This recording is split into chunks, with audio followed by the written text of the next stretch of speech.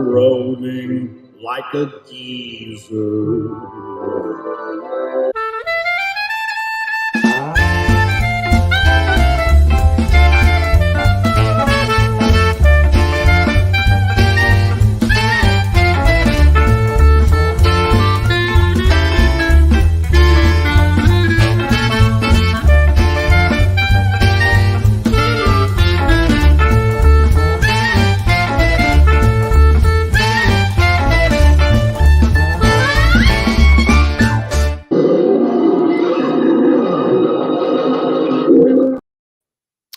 Hey everybody, I am Aaron Lopresti, and this is Graybeard's Studio. This is episode 18. Today we are going to be tackling Kirby monsters. This is kind of an exciting episode for me, and I know Kelsey's pretty jacked about it as well. I don't know what David's up to, but we'll find out in a second. Let me bring on my co-hosts for the show. First of all, there he is, David Williams. Look at that, man. That is what I call...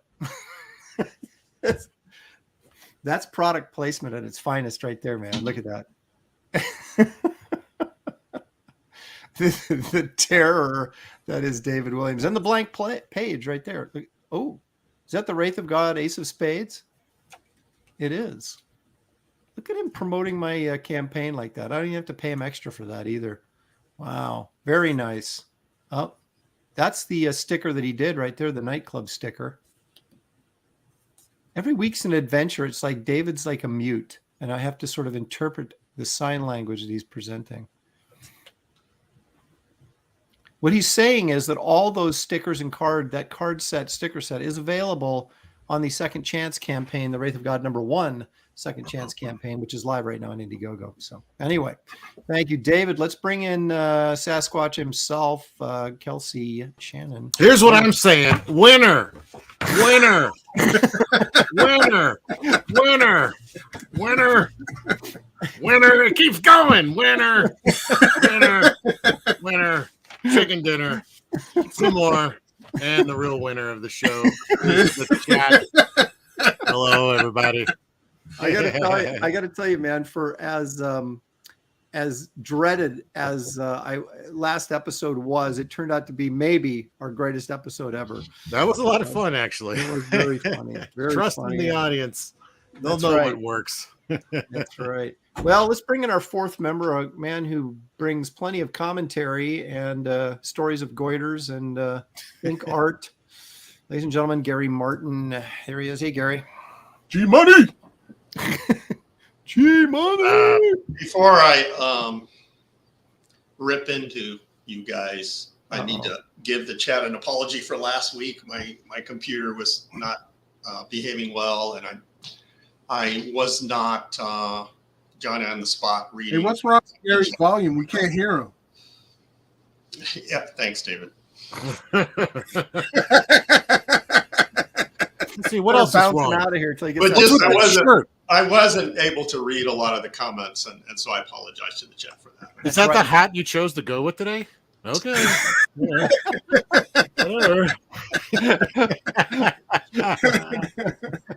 Let's see what else. Okay, we're off and running. Let me take a moment to greet our chat, gentlemen, before we get rolling here. Unhinged was the first one in the house. You get absolutely nothing for that. We do appreciate your attendance. He says, I love you, as he always does. I'm assuming it's a guy. Duck Bacon is here.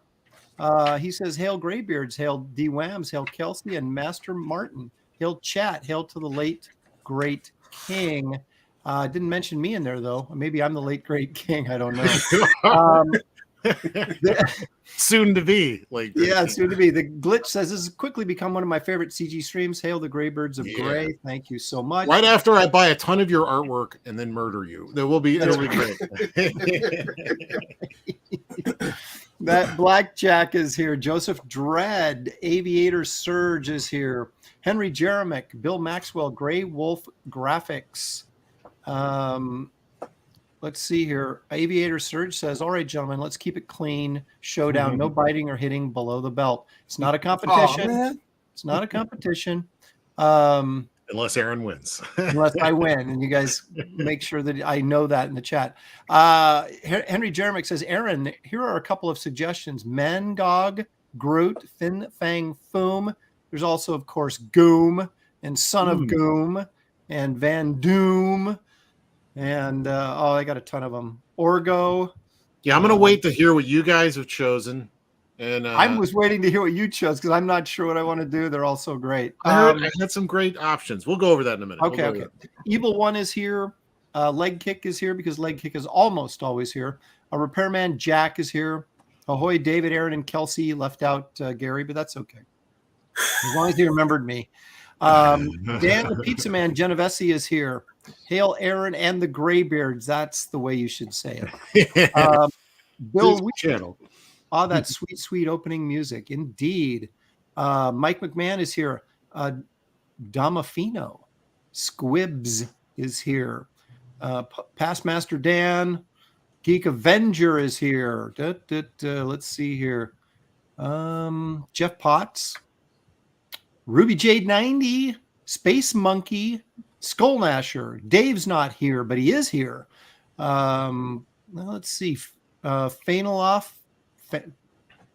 You're reading off all these names, but if everybody isn't here, then we're going to have a problem. Everybody needs to be here. Why? I'm waiting. I'm seeing. I call off the name, then the show of hands, right?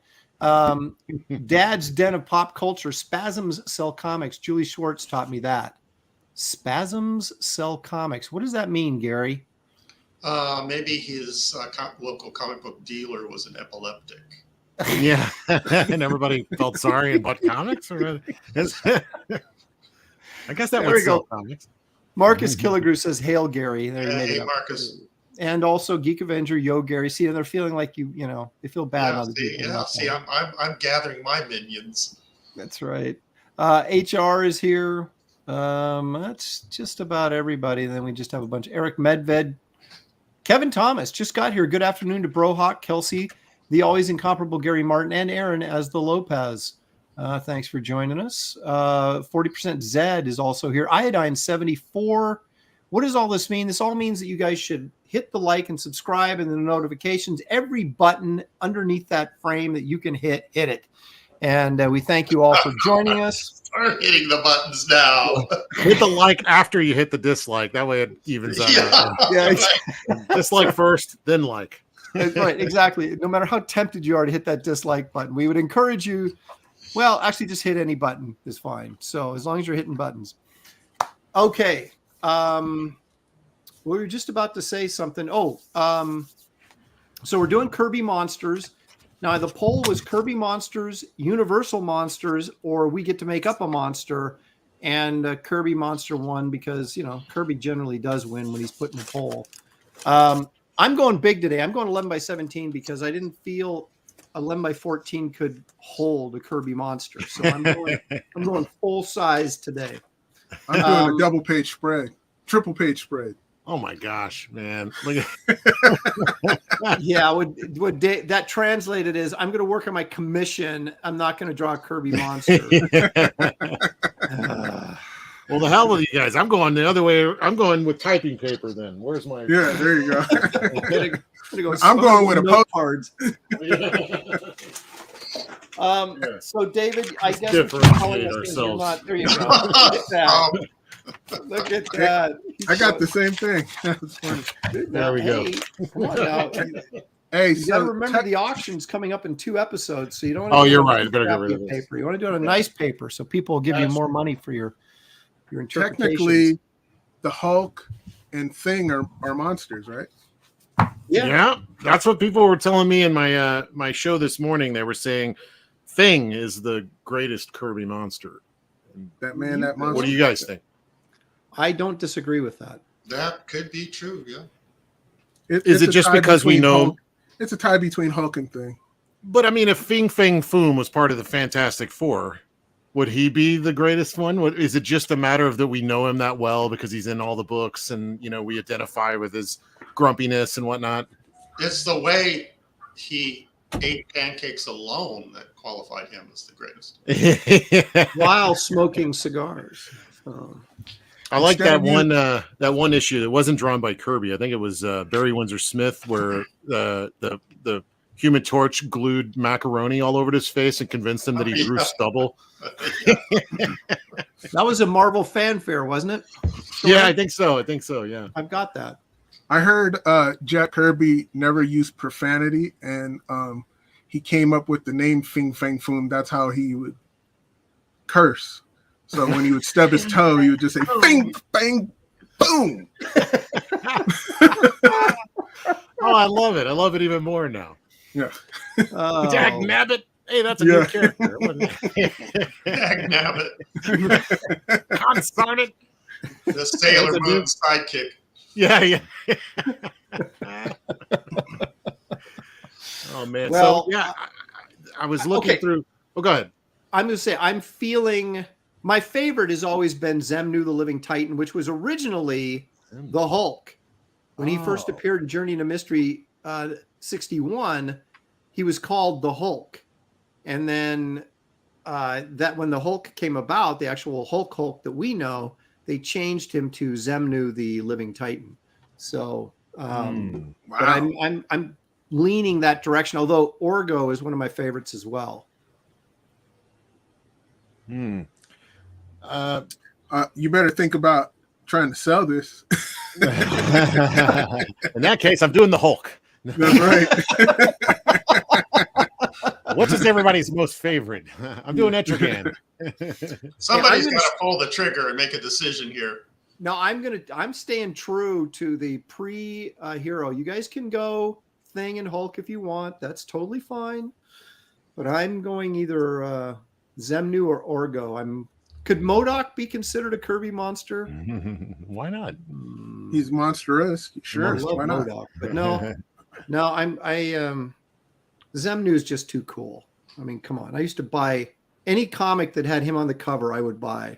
And I have in my collection right over there. So, David, so what exactly are you going to be doing today? I'm not exactly sure. I'm going to have to just find it as I go. I see. All right. I think Henry Jeremic might have mine. I'm really leaning towards Mangog. I really like his design. You guys know what I'm talking about? Yeah. Yeah. Mangog. Yes. Randy Howell, $2 Canadian. Thank you. Says, how about Groom, the monster from Planet Hollywood? That's hilarious. That was a little scary. Took me a second, but I got it. Gosh. Woo. Wow. Henry Bemis, Mangog. He was in my chat this morning. Yeah, Mangog was his suggestion. We'll give him credit. I'm leaning toward that one. Mangog. I go out and I buy these when I can find them. I've got the Stone Men from Saturn that appeared in the first issue of Thor, right? No, you nerd. Sure. You know what I'm talking about. No idea. Gary knows. David, you know. Spit it out. The Stone Men of Saturn. What right? about it? Okay. Well, when they first appeared as a Kirby monster book, and it was in Tales to Astonish, they were called Thor with 2 R's. And then they ended up becoming Thor villains when they actually created Thor, the Norse god. So there's all these weird connections where they had these precursors to Marvel heroes that were actually in the monster books. And then they just kind of, like there was like a Doctor Doom type character. They had a watcher character. So I'm just saying they're all sort of tied in. Kelsey's cheating again. What has he got? Is this a Care Bear? What is that? No, it's Kirby Monster. That's funny.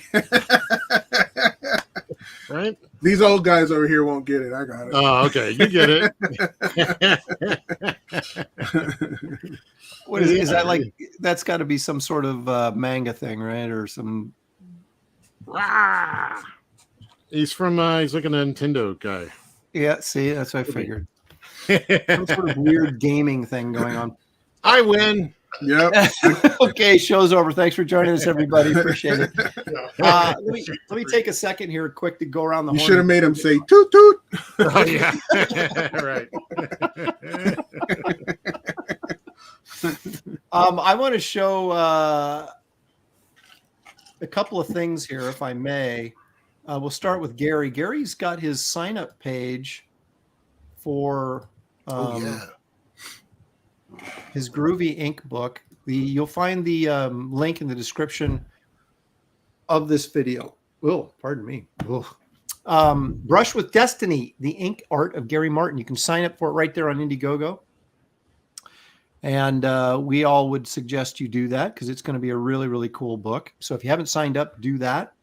Watch some of the last few shows, right? For shots of artwork that's actually in there. Yes. Yeah.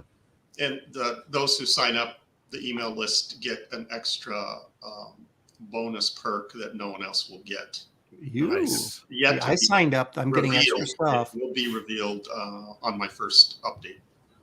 Not only sign up, please share it amongst your friends and family. Yes, that's right. Spread the word. Gary, what do you have something there on your desk you'd like to show us? I do. Well, then show away. This is the type of stuff you're going to see in this book. Could you pull up the stuff that I have? I thought you were going to show us over. Well, okay, you will. All right. Okay. Last week I showed this piece. This was the pencils. Explain it again how you come to your cross-hatching method, your mathematical. I've been thinking about that ever since, by the way. I know, it's mind-blowing. When I do cross-hatching, I don't pencil the cross-hatching lines or feathering lines. I just put codes in for the values of the gray tones that I want to do. So, a little note saying make good here, yeah, better here. Ink good. Yeah. Those are my kind of notes. Ink gooder than you did the last piece. Yeah, exactly. So there's, I think, like 5 values: black, white. L is for light gray, G is for medium gray, and D is for dark. If you could see, like in here, that's going to be a dark gray up against the black. And so that's how I figure out my tones ahead of time. And so then I have a game plan. And here's the finished piece. Whoa. Jeez. Dang, man. So the rest of it is just, noodling. The brain work of figuring out the gray tones makes or breaks the piece. I have another question. Yeah. Is there any whiteout in there other than your signature? Well, actually, there's no whiteout in the signature. Oh my gosh! Are you serious? I was just gonna ask. There's some whiteout here on this dent in the helmet on the edge, and a couple of spots here, but that's about it. Damn, G. I used to do stuff like that when I was in my 20s, before I realized there was a thing called whiteout. Yeah. I just want the original to be as crisp as possible. That's why I do that. It has nothing to do with the reproduction or anything. I just want the owner. This was a commission, and so the owner of this piece, I want them to not see, my mistakes. So all those X's and the numbers and everything you put in there, you ink over the top of that, and then you just erase it out when. Yeah. Okay. Slogger says Gary won. Yep. Oh, here's another. Playmail says that. If he doesn't do it on the show, he gets no credit. Yeah, here's another example. Hold on. Time out, Gary. Hey, doesn't this feel like a Michael Golden drawing? Oh, like it is now, kind of, yeah. Yeah. Like if you were to ink this like the way Golden inks it, it might have that golden look. Oh, yeah, that could be. He draws his kind of big eyes too, but that's just Aurora. She had great eyes. Yeah. So, So, again, you could see my codes, X's, L's, D's, that kind of thing. By the way, Ahura, that's my half-brother's aunt. So you mean Nichelle Williams? Yeah, Nichelle Nichols. Nichols. Yeah, when he would have birthday parties, we would go over to his house, and she would be there, and I'd just be starstruck. Just like, wow. Awesome. That is awesome. So this one is actually crosshatched. The other one was just 2 layers of feathering. This is layers of lines. And I use the same coating. Dang, so good, man. Crazy. And I love how you make the lights behind her all fuzzy by cross-hatching the edges that's around. brilliant. Yeah, when you blow it up, Yeah. I'm gonna kill my dog. Weird, but yeah. I don't know. I taught Gary that. No, actually, David did teach me that. I'm serious. There's this bit. It's still, even when you zoom in, right next to her chest there, the way you got that one line, and then the fuzziness in the background, it still works when you're zoomed into it. Yeah, Like it has this sharp edge versus blurry edge. Yep. Yeah. So good. Yep. Very, very.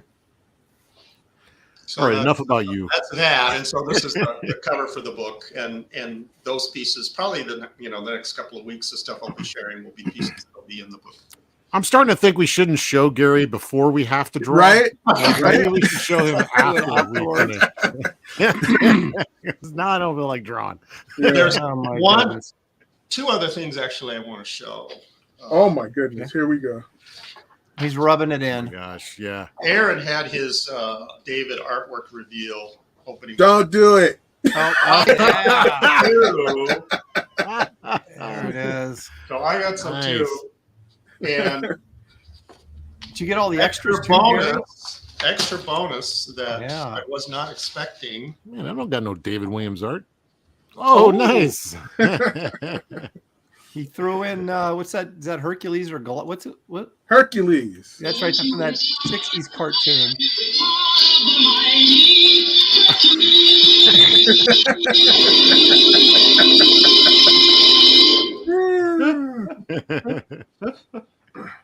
Oh man. There you go, Thank D. you, David.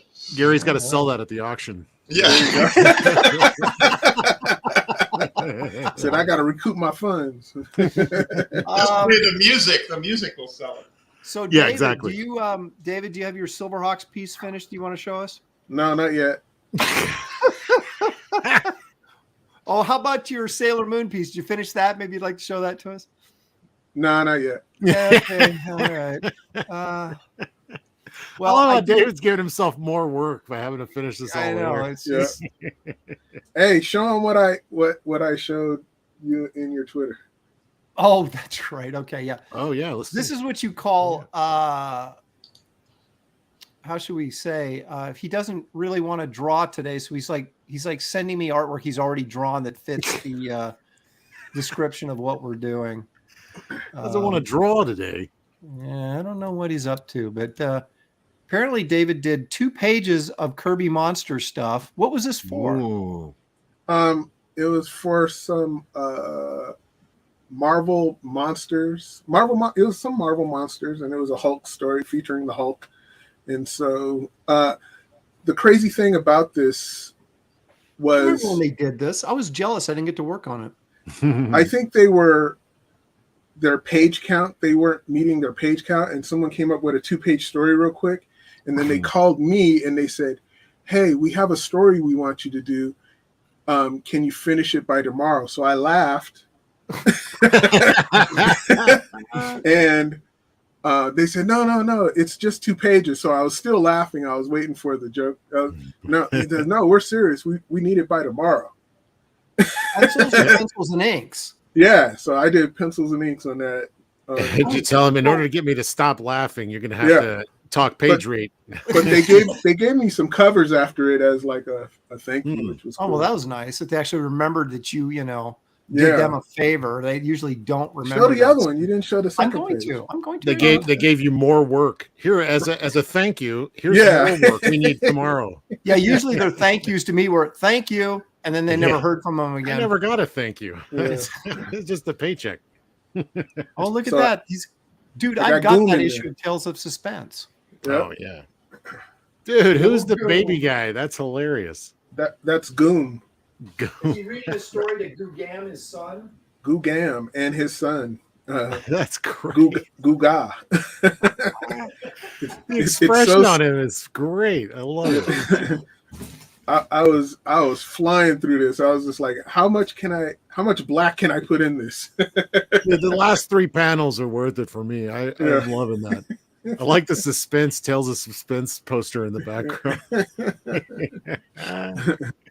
That's awesome. Did Val put that in there, or did you have him put that in there? I had Val put it. Yeah, okay. That's funny. His little goo gam written on his little bed headboard there. And I love how his headboard isn't panel right here.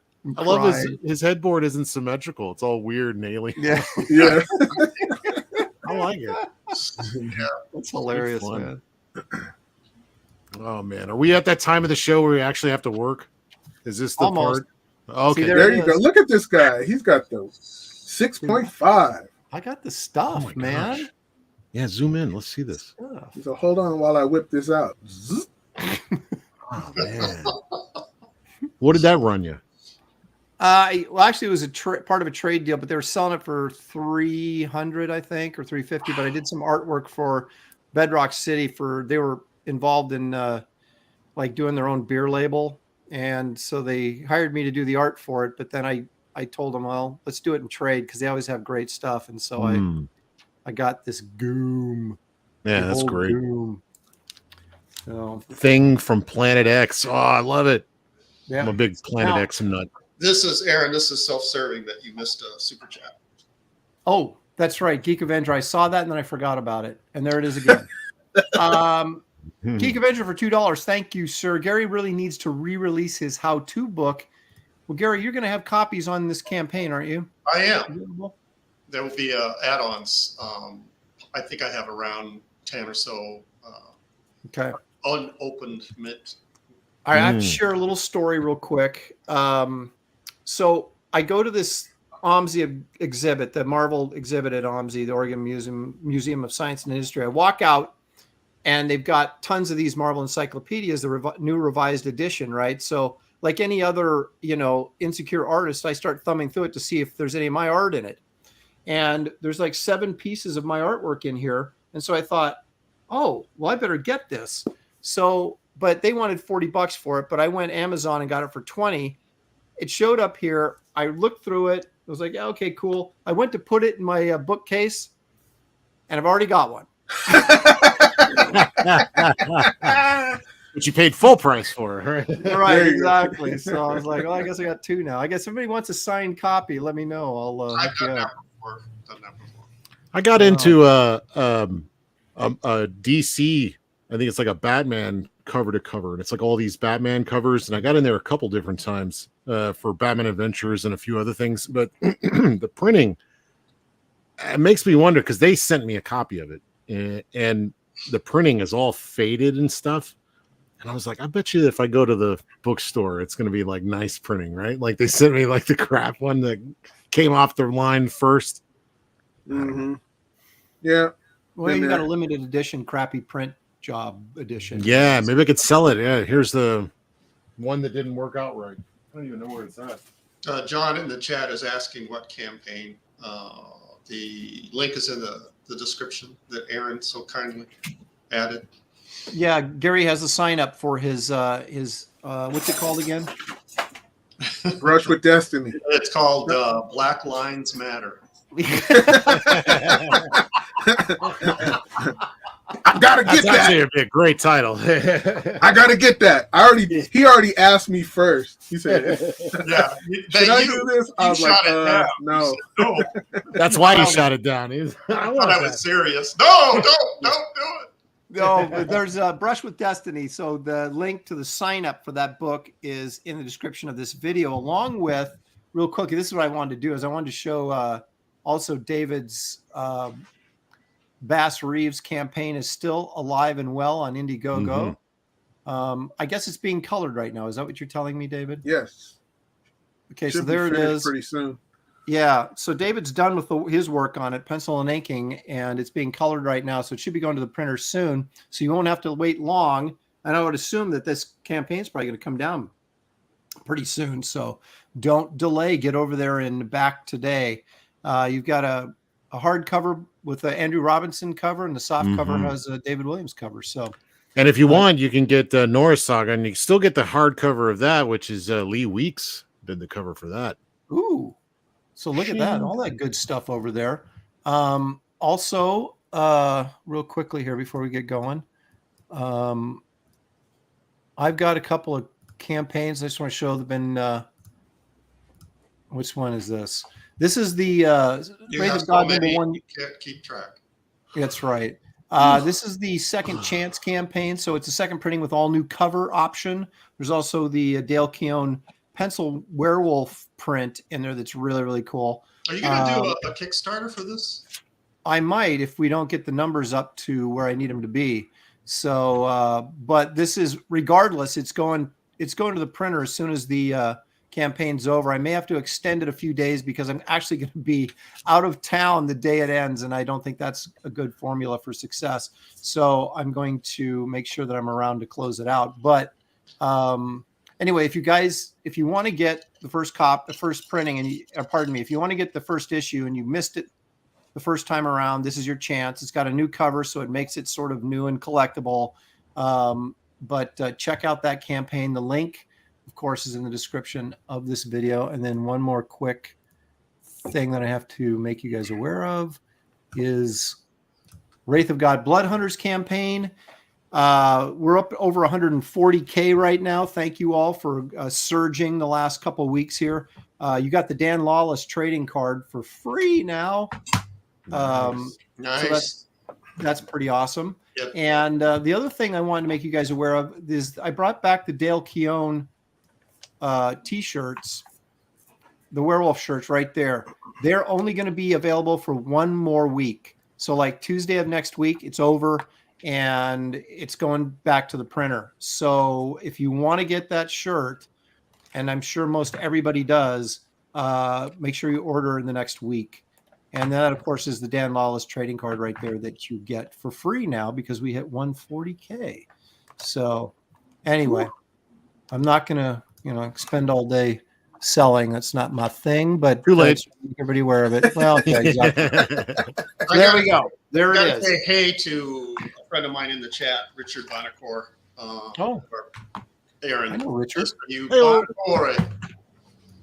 I know Richard. Hello, Richard. Okay.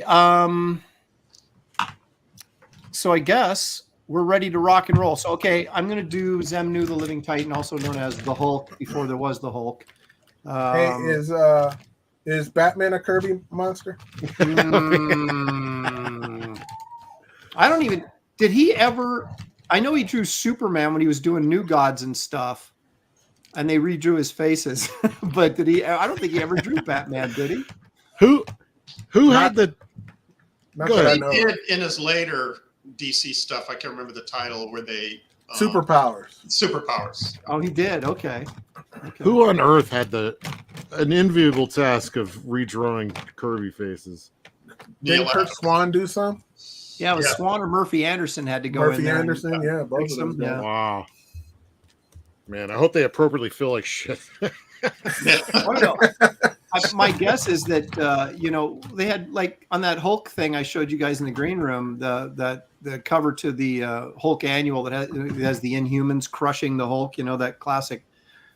They pasted up Stranko's face with a Marie Severin face for the. Yeah, they did that. Oh, that happened all the time, man. Ramita went in all the time and fixed people's faces. Dan Lawless is lurking in the chat, by the way. He's a lurker. He's definitely a lurker. He's like, he hadn't had enough. He wants there back he is. in. Yay me. He's celebrating himself, which that's try. fine. That's good. That's good. Breaking the law. That's right. All right. Breaking the law. Kelsey, have you verbalized what you're going to do here? Yeah, I'm going to do Mangog. Oh, that's right. Okay. All right. Well, I'm going to switch my camera. I'm in a good mean mood. I'm really torn. Should I do Orgo or should I do Zemnu? Do them both. Why not? Face to face. Oh.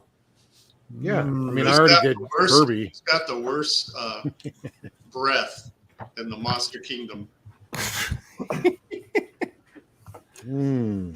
Let's Kirby see. had some unreleased characters, and one of them was he was way ahead of his time. It was Mangina.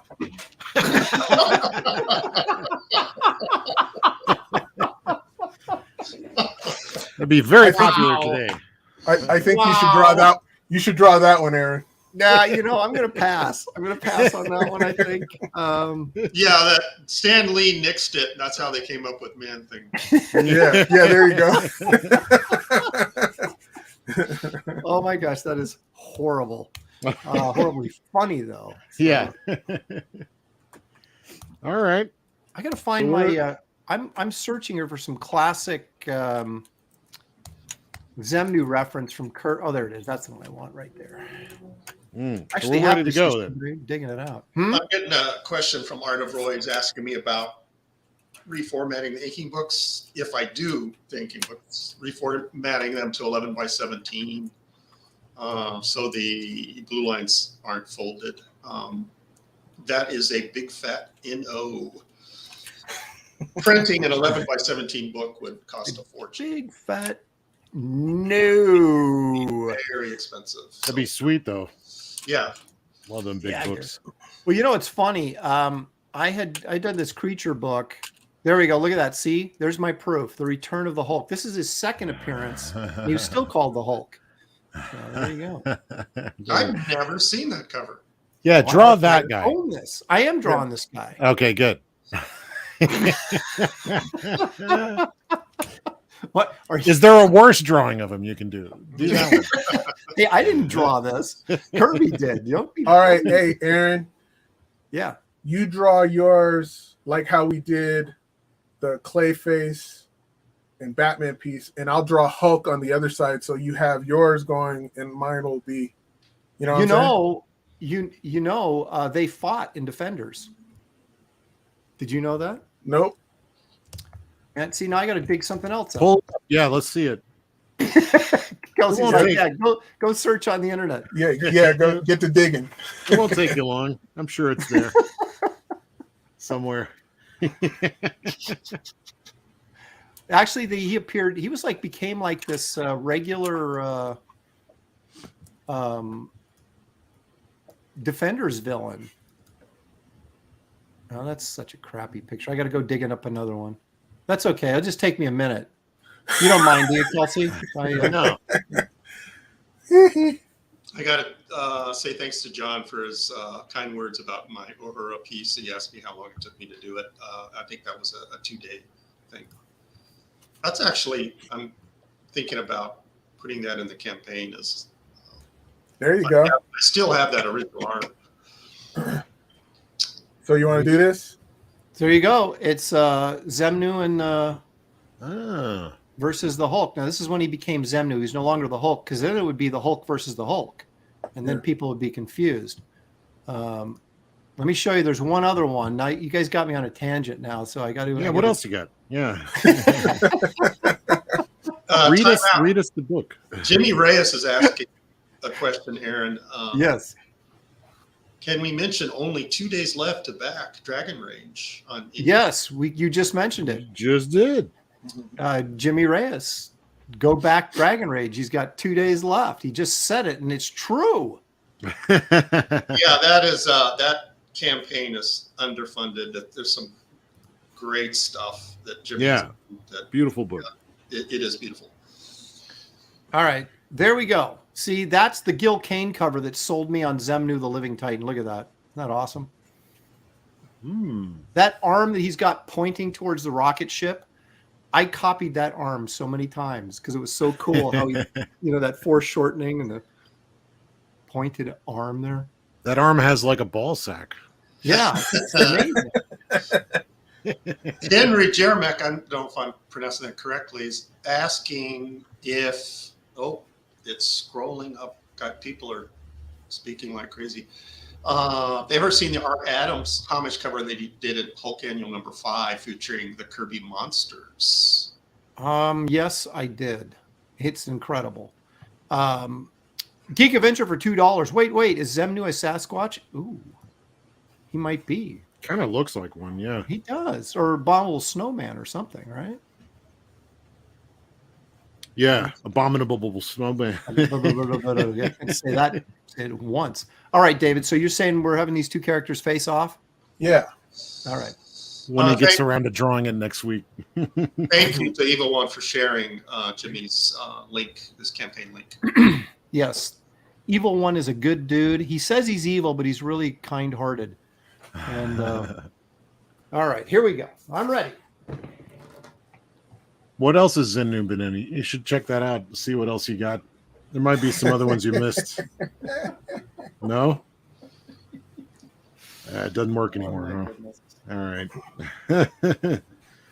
Kelsey, you can only... Well, I'm just about done. Where are you guys at? Yeah, Aaron, you got some catching up to do. That's the... Oh, I got to keep from... All right, okay. Answer that text you just got. Don't leave him hanging.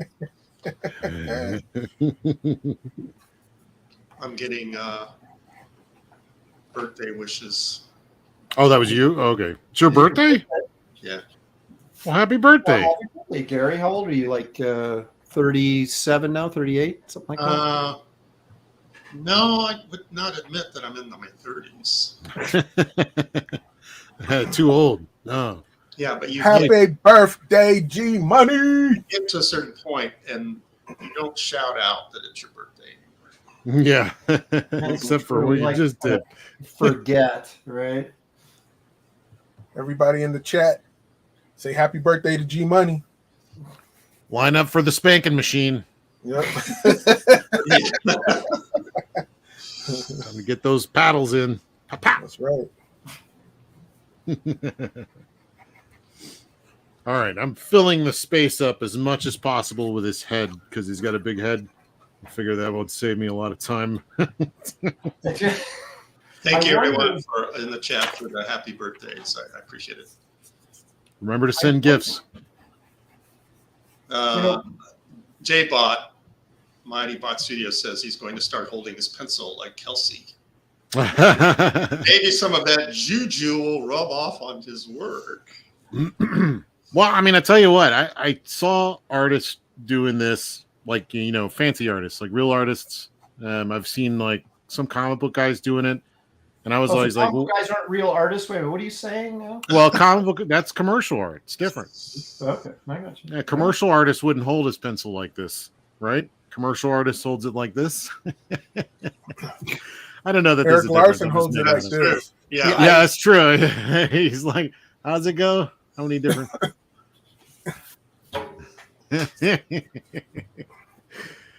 He holds it with his toe. I can't get my foot up that high. No, I mean, honestly, it helps keep it loose. When I start drawing like this, I'm wanting to hit all these little details. And it's like at this stage, I just want shapes. I want shapes, big moves, and get my arm. And plus, if you're drawing on camera, it keeps your hand away from the art so people can see what you're doing like this, and hands right in the middle of it. So this, and you hold that pinky out. Yeah, it looks like you know what you're doing. Yeah. And the pinky.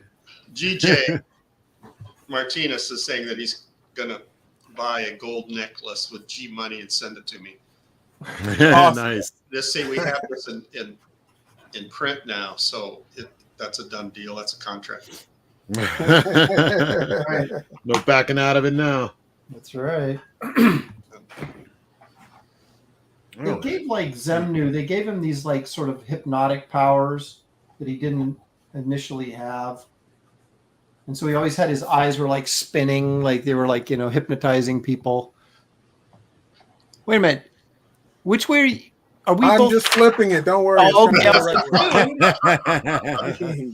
Well, Aaron, that was like pure panic in your voice. Yeah, it was.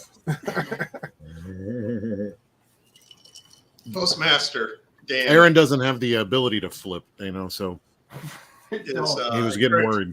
Postmaster Dan has encouraged people to make Aaron smile and give the poor old feller a like.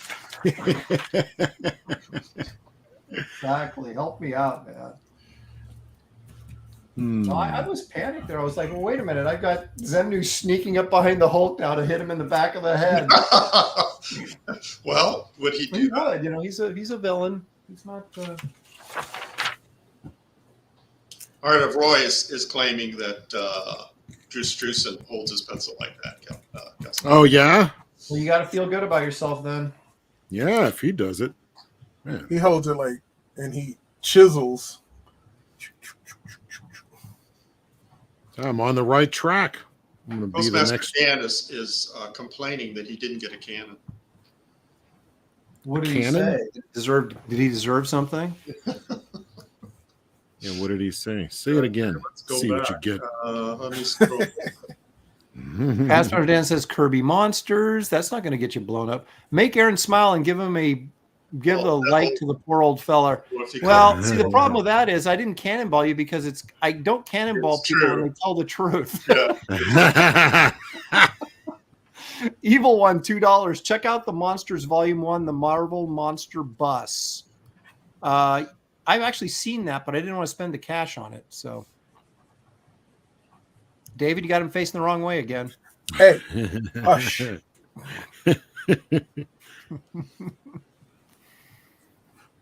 Hush that mouth.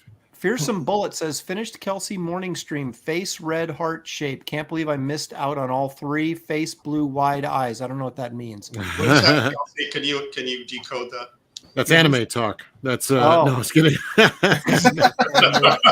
Hands down, face blue. No, that's how they talk on that one episode of Star Trek. You know, arms open. No, Have you gone like Kimba full with anime arms open. What? Have you gone full anime on us, dude? Yeah. No, I do. I've been doing a live stream for an hour every morning for the last 3 days. I know, big whoop, 3 whole days, but Hey, I'm already good feeling for it. you. I'm like, oh God. But I got to get it. I'm trying to get it into my repertoire where it's, I'm just there. There's a lot of people hanging out in the morning time, having to go to work, having their coffee, and there's not everybody in Comicsgate or just probably comic book people in general are late. Yeah, they're late. They're up super late. So I'm trying to get out there for our morning people. Let them know I'll be there for you. You can come hang out with me. Now that I know. Time out, Kelsey. Are you drawing with a Bic ballpoint pen? Yeah. What of it? That's sacrilege, dude. Hey, look at those things Frank Cho does with a ballpoint pen, you know? Right? By the time it's over, you won't even be able to see the big pen. It's almost like just darkening up my pencils. Oh, okay. Yeah, that's a good idea. Getting kind of a head start on it. But I'll throw some like brushy inks and some whiteout and all kinds of trash on it. J-Bot, the mighty Botsu, is asking me a technical question. Did I use a straight edge for all that cross-hatching lines? Negative. It's all freehand with a brush. Right. He's a big show off is what he's trying to tell you. Yep. It still blows my mind. I mean, I used to pride myself on being able to do pretty much everything with a brush, circles and straight lines and everything. See, I don't do circles. I use a template. Okay, good. Thank you. Do you use a template with a brush? No. Oh, okay. No template with a brush. All right. Nick Giordano taught me how to rule lines. Yeah. Do you use the there's a thing you can use that has like a usually like a pen with a ball tip, and you have a track. Yeah, I've seen those. Yeah. No, Hold the brush. He like would this just and- hold it. Yeah, I know what you mean. Yeah. He would just hold the straight edge up off the paper. Yeah. And drag the brush across the straight edge. How he was able to maintain constant pressure to get a constant line, I don't know. Man. But yeah, he tried to get me to do it that way, and it's like, no, easier to grab a pen. He's like, hey, kid, I thought you wanted to be a real comic book guy. All right, I know. whatever. Aaron, when you have a minute, Yep. Fearsome Bullet has sent something in the chat that I do not want to read. I think you should read it. All right. Something about Hitler, right? Fearsome Bullet. Dan equals good vibes. No, That's keep probably going. not it. Yes. Yeah, scroll up. Oh.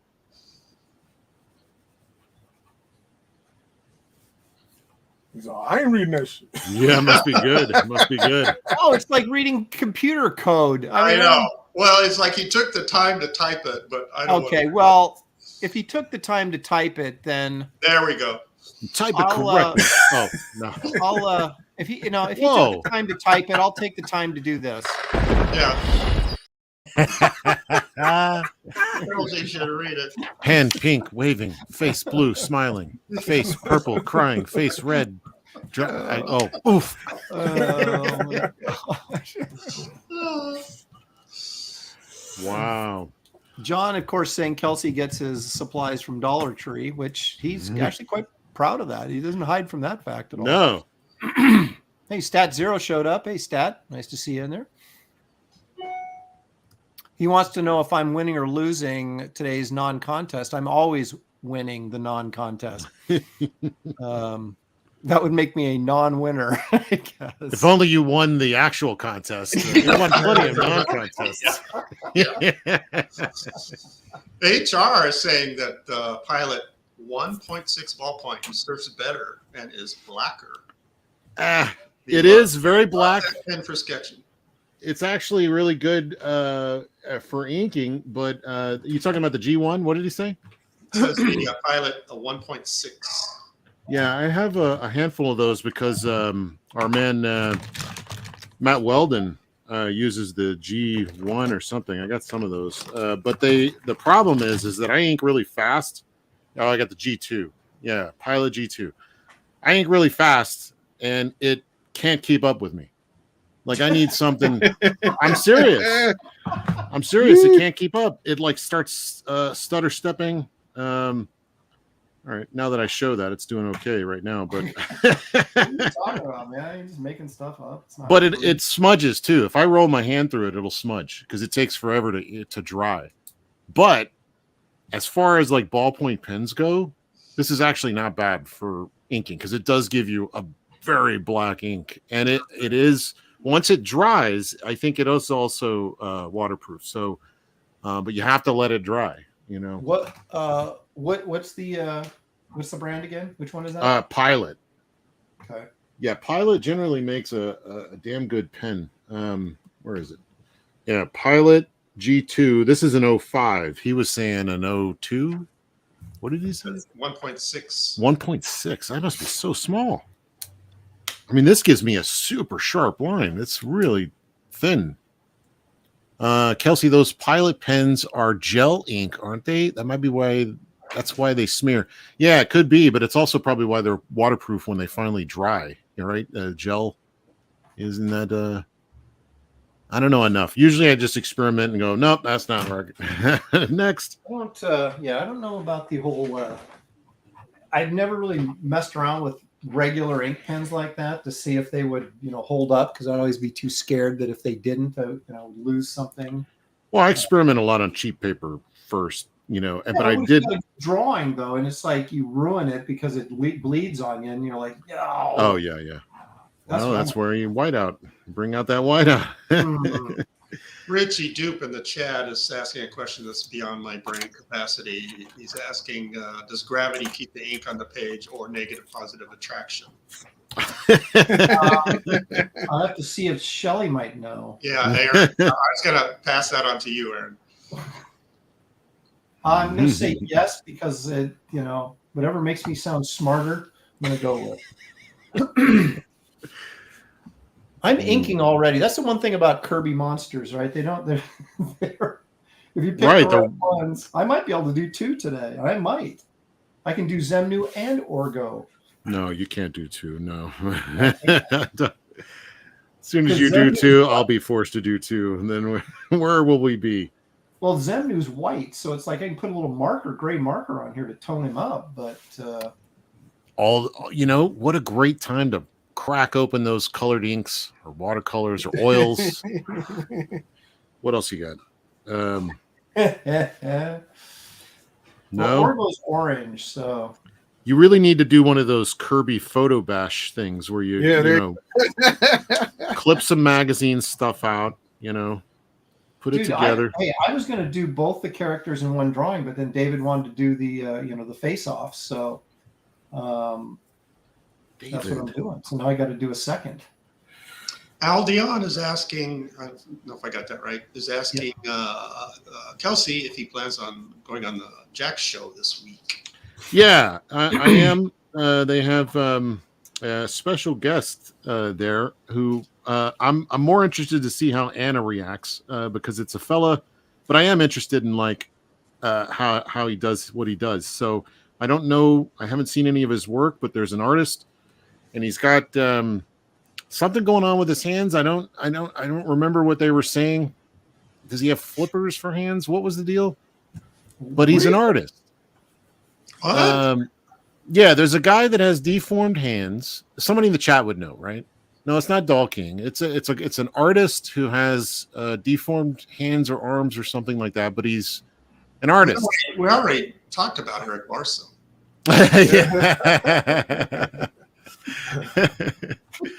Yeah, so I'm you know, I don't want to be rude. I'm going to show up for this fella, but I'm also very curious about how Anna, because Anna has a weirdness about these things. She loves these things, and she's incredibly insensitive about it, and it should be a riot. And hopefully, this fella is not all that sensitive about it.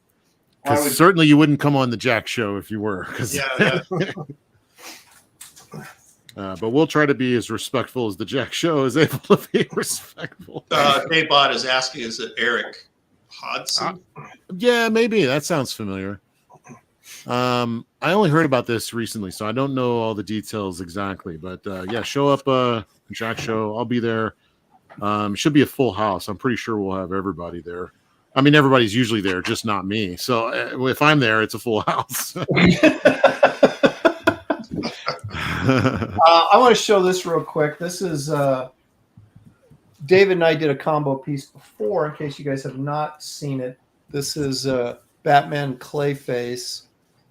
Wow. Ooh, dang. Do full screen on that. Yeah, hang on a second here. That's too big to just do in your tiny window. I know. You got to see that. Man, that's great.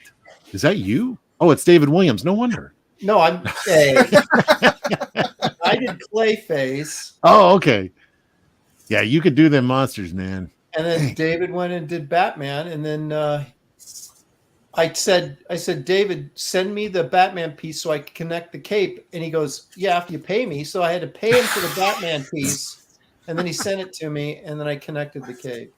Hey, you want to do a collab? Yeah, if you pay me. Why are you lying? You know how David is, man. It's all about the money. No, we were going to put this up for auction, and so David sent it to me so I could connect the cape and do the hand over on Batman's piece, and then I decided I wanted to keep it, so I paid him for the Batman piece so I could keep it. David's like, I did the rough sketch. What more do you want? Like, you mean I want it finished? Yeah, finish it? What are you talking about? So yeah, this was a lot of fun. So here we go with another one with the Zemnu versus the Hulk. Someone's gonna have to break down and draw the rest of the Defenders in the background someplace, like laying down unconscious in a pile of rubble or something. Well, if you're paying, shit, I'll do it. I didn't know there was money involved in these collabs. So anyway, yeah, this dude is probably the only character that could actually get away with pulling on Batman's cape. Yeah, it's true. And spitting into the wind. Yep. So you could do both those. Yep. It's a little. I like Clayface. You do a great Clayface, man. Yeah, great. That is awesome, Aaron. Thank you. I always like Clayface. I think he might be one of my more favorite of the monster. He might be the next villain in the Batman movie. Yeah, but you know what they're gonna do. It's a guy that uses clay to create masks like Lon Chaney or something. Or not Lon But that Chaney, was the original Clayface. Yeah, well, that's actually I like that concept as well, but I'd rather see the big Tim, the one that for crying out loud, Bruce Timm. Bruce Timm. I said Tim, and I'm like Tim something. Yeah, the Bruce Timm. I mean, I'll watch it. I'll watch it. We were talking about these movies the other day, and I was like, I don't know about this Batman 2. The first one, you know, I like it and I don't like it. Like it's a little bit of both, but I don't know. I mean, I'm curious. You're like curious. Maybe I'll see it.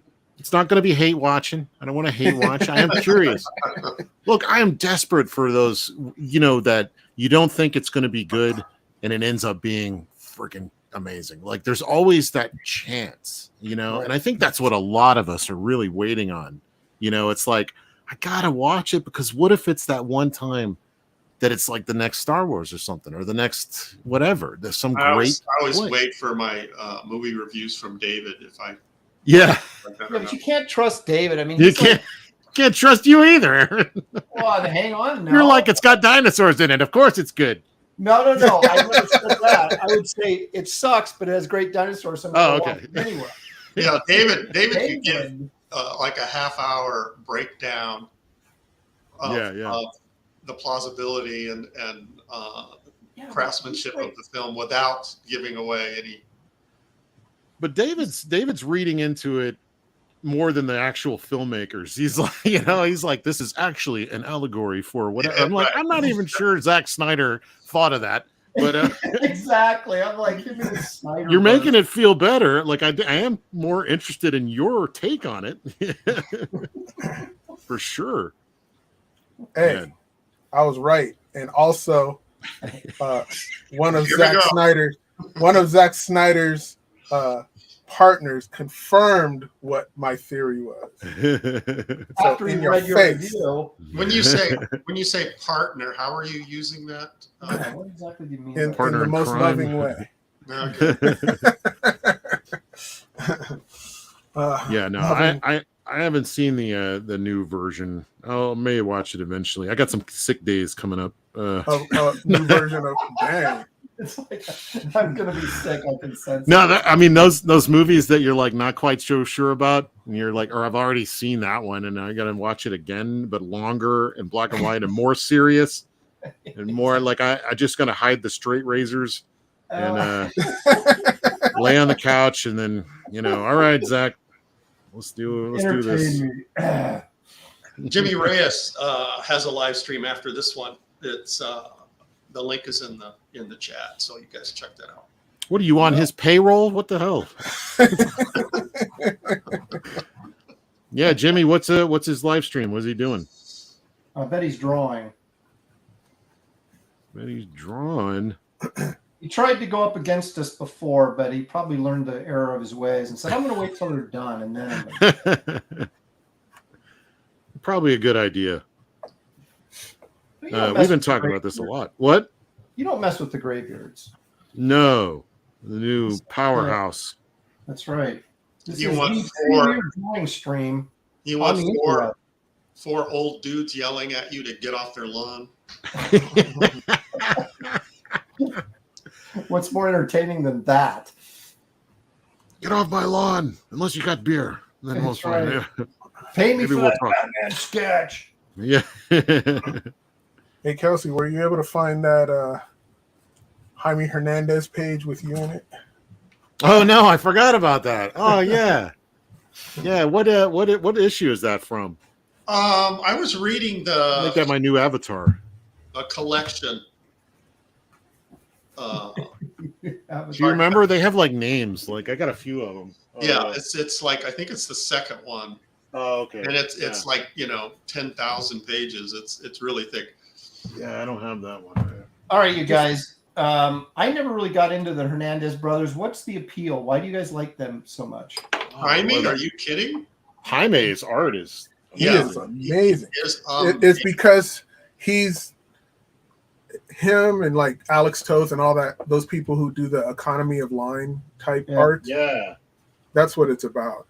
And even if you just read the story, you may not care about that culture. You get sucked into the story. It's so good. I know. So, and man, I got his art book. Yeah, stories could be about nothing, but the art is so gorgeous. I noticed that cleanliness of the colors. When I'm looking at his stuff, he has at least one perfect drawing on every page. Yep. At least one.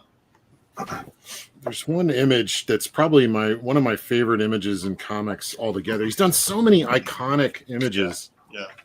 This one, iconic. One of the first things I ever saw when I got interested in comics was an ad for Love and Rockets with this cover. And I was blown away. I was like, oh my God, that looks amazing. Look at the one on the left where it's like Maggie and Hopi are at a party and all these weirdos. Yeah. But you know exactly where to look. There's just enough space, just enough, he just knows how to compose things so well. I love the shot of them. They're hilarious. One of these guys passed, right? One of the brothers. Really? I didn't hear about that. Well, I think it was a while ago. I thought maybe all these guys are still alive, but I've actually gotten to like the brother as well, Gilbert, and the other one. I think it's Gilbert, the one isn't that the one that's just doing the book with him now, and then it's just him and Gilbert.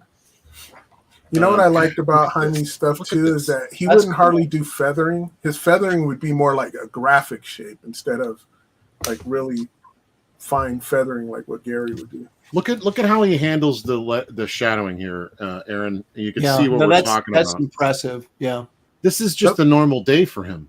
Right. That's what's so wild about Jaime. I wonder if he influenced hey now Mike Mignola. Yeah, we're all adults here. Come on. But he's always his layouts, his storytelling. There's always something clever about it. You look at how he places figures against blacks and that kind of I don't think there's any such thing as a bad drawing that he's produced. Dude, I love this piece, man. I went to look at like some of those cholo pants because I wanted Shank, my character, to have like different kind of shape.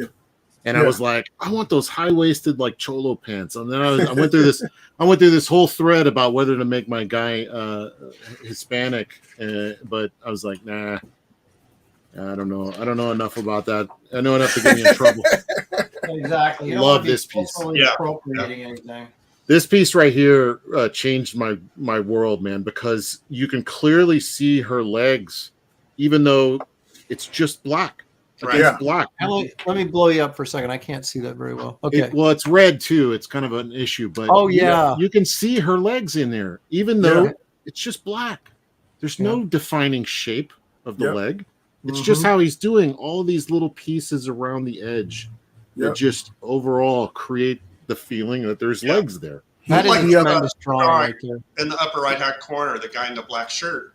Completely disappears in the background, but you still see it. Well, this is even like older, so he's still putting a little line. He wouldn't do that now. He would he would organize like a window back here, so it perfectly silhouette his shoulder. Yeah, he could have blotted that out, and it still would have worked. Right. Yeah. But man. He had that courage back then to do that type of stuff. He's he's an artist definitely, and I can't say that I've read too much of these, but well, the stories are charming, but they're also they're goofy. Yeah, the art is so amazing that it makes the stories compelling. Yeah. Well, I know in the brother he does more. His artwork is a lot more rough, but he has. His stories I've heard are a lot more in depth. They're a lot more deeper in like their meaning or their characterization.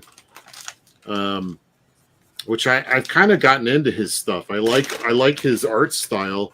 When you start looking at the covers, it's kind of like the gateway into some of their work because the covers have color on them, and each issue has. Like one issue, Jaime will do the front cover and Gilbert will do the back cover. And then the next one, Gilbert does the front cover and Jaime does the back cover. And every issue is just actually Cartoonist Kayfabe did a whole thing on the covers of Love and Rockets. That was so good. Yeah, man, they're great. What's upsetting about it is that I see that cover with the two girls in the Lost World and the dinosaur, and I'm like, yes, that's my comic. And then I go to it, and it's not that. Yeah, it's not that. I was trying to find like neighborhood stuff. Well, I was trying to find my. I have a couple of Jaime's collections. I can't find them right now, but it's always the T Girls, which is his superheroes. Yeah, or like his sci-fi stuff. I mean, I love it when he dips into that. Yeah, the T-Girls collection I recommend because it's superhero stuff, but with his Really take quirky. on it, his Yeah. and they're amazing. And he also did another kind of entry point. If you like this sort of thing, in the Tom Strong, the Tales of Tesla or whatever. I don't remember there was like he did a 5-page story of Tesla Strong, I guess, their daughter, like sneaking out of the house out from under Tom Strong and goes to this like party on an asteroid. Yes, actually, I've read that. I did see that. It's so sweet, and I don't think there's a single word of dialogue in there. It's only just images, and then she gets like drunk. She has sex with some like giant alien guy in the back of the flying saucer, and then she stumbles on home, and like I can't remember the outcome, but it was just a nice little story, Yeah, she got and his artwork is so good. She got knocked up and had an alien baby, and Tom Strong Right. slapped her around at the end. That's the next 5 pages. Yeah. All right. But I would put Jaime's female leg game up there with Dave Stevens. Ooh, yeah. Oh, that actually brings up a good point. Speaking of leg game, one of my favorite Jaime books is it's like a 3-issue series he did with the wrestling. Yeah. Whoa Nelly. Yeah, Whoa Nelly is awesome. Yeah. I Love it. No. Yep. It's so good. It is. Yeah. If you like wrestling, Women's they're wrestling nuts, those guys. So. Wrestling. Wrestling. Yep. Whoa Nelly, I forgot about that. Whoa, Nelly. Yeah. Sandra, my wife would every time we would go to a show and they would be there, I would have to make money because she's like, I got to go get me a Jaime Hernandez drum. So, she has about 5 of them or something like that because she kind of looks like one of those characters. Oh, Yeah, nice. You're right. Yeah, and he did one that he just gave one to her, but there was one where he was drawing. We were watching him draw while he was talking to us, and we were on the other side of the table. And he started drawing like Maggie, but towards us, not like how we would normally draw a head and eyes towards us. So the drawing was facing you? Yeah, it was facing us. So he's drawing it her upside down. He's drawing it upside down. Wow. And it came out perfect. I don't know if I can do that. It was a Well, magic trick. inking, that doesn't count. I'm inking upside down. That doesn't count. You're actually drawing it upside down. That's a good challenge. You'll have to do that next week. I got to make it challenging for myself. I'm not going to do that next week. Well, that could be Jaime Hernandez challenge. a good topic for you guys to draw is wrestling women. Oh, yeah. Yeah, wrestling women. Oh, listen to that sweet sound. You like music to my ears. Yeah, it is. You know exactly what that is. Man. Good old Sharpie. When I was at film school, I did this. I'm sorry, what? I can hear you over my Sharpie. Let me mute myself. No, I was just going to tell it. We were talking about female wrestling, and I would. This gal that was in my film, her best friend was Amy the farmer's daughter, which I guess she was a wrestler back in the mid to late 80s. And at the premiere, when we had like our class premiere of all of our films, right? She came with Amy the farmer's daughter, and got to meet her. Blacklist Universe, Kelsey, he just sent you the scan of that Jaime original of the band on stage. Oh, no kidding. Nice. Please share. That's Who Mike sent that? S. Mike S. Miller. Let me look. Mike's got that? You own that piece? It's badass. How did I not know that was Mike. I Yeah, think I do that every time. I haven't made that connection yet. That Blacklist is Mike. I used to do that with you, Gary. Yeah. I'd see your, Yeah. Gary ink art, and I'm like, didn't dawn on me it was you, and you go, "That's me." And I'm like, oh, Mike says he doesn't own the original. Oh, he doesn't. All right. Yeah, we got it up here if you wanted to check it out. Yeah, please.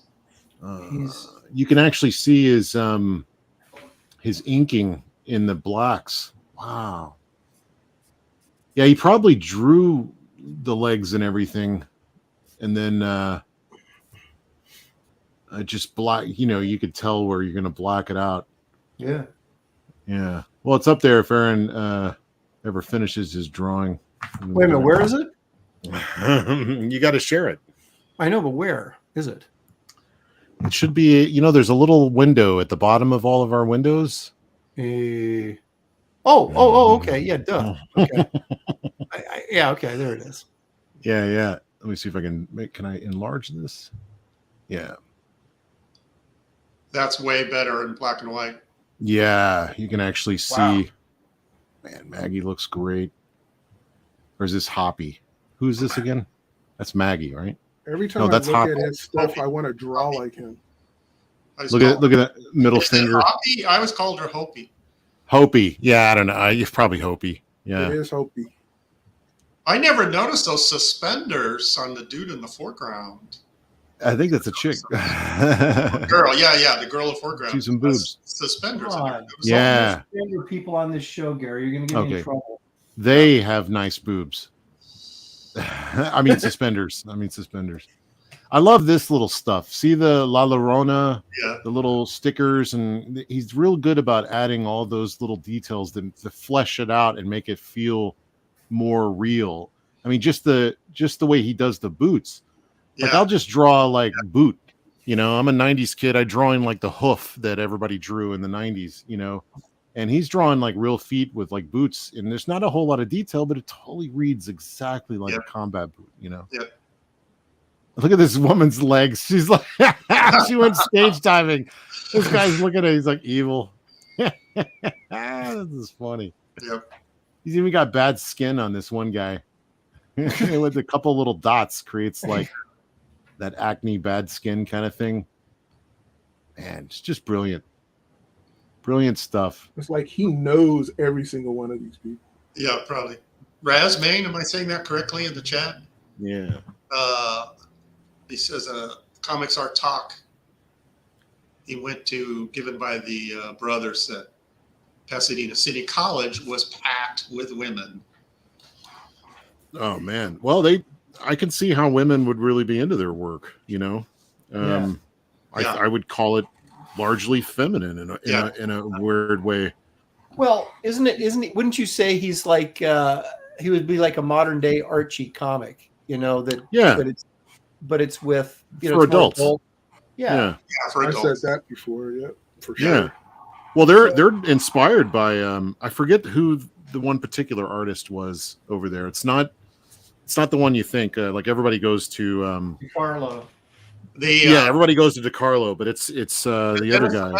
Artist. Oh yeah, that's right. Hank Ketchum was one of them. Hank Ketchum. Yeah. But there was one particular one that worked on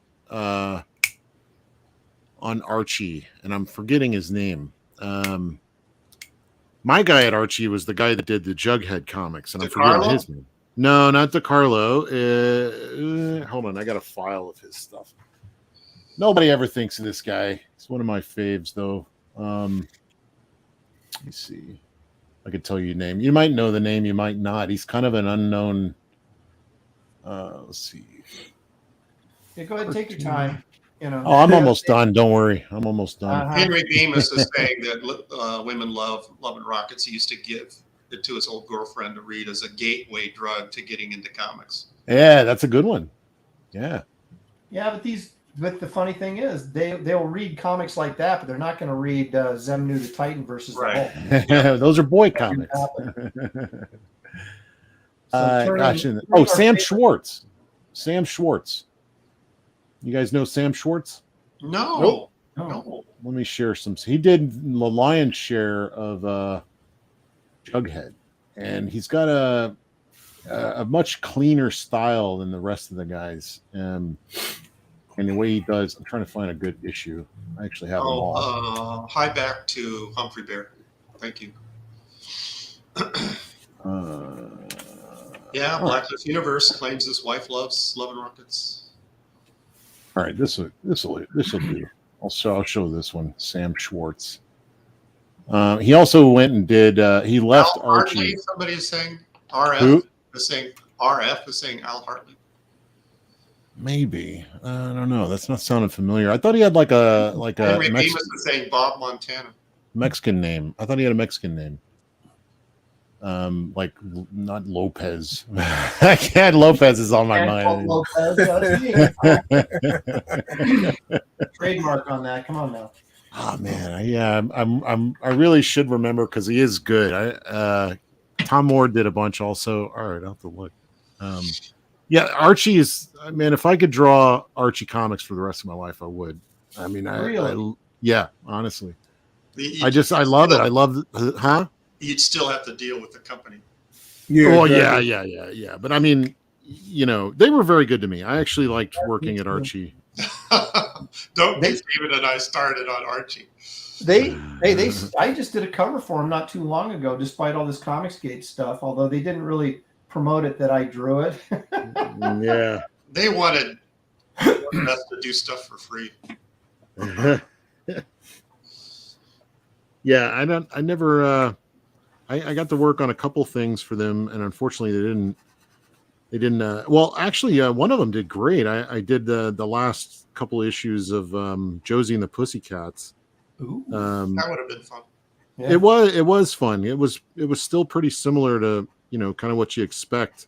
And even though, as a professional, fun doesn't enter into it. No, it does to me. I get.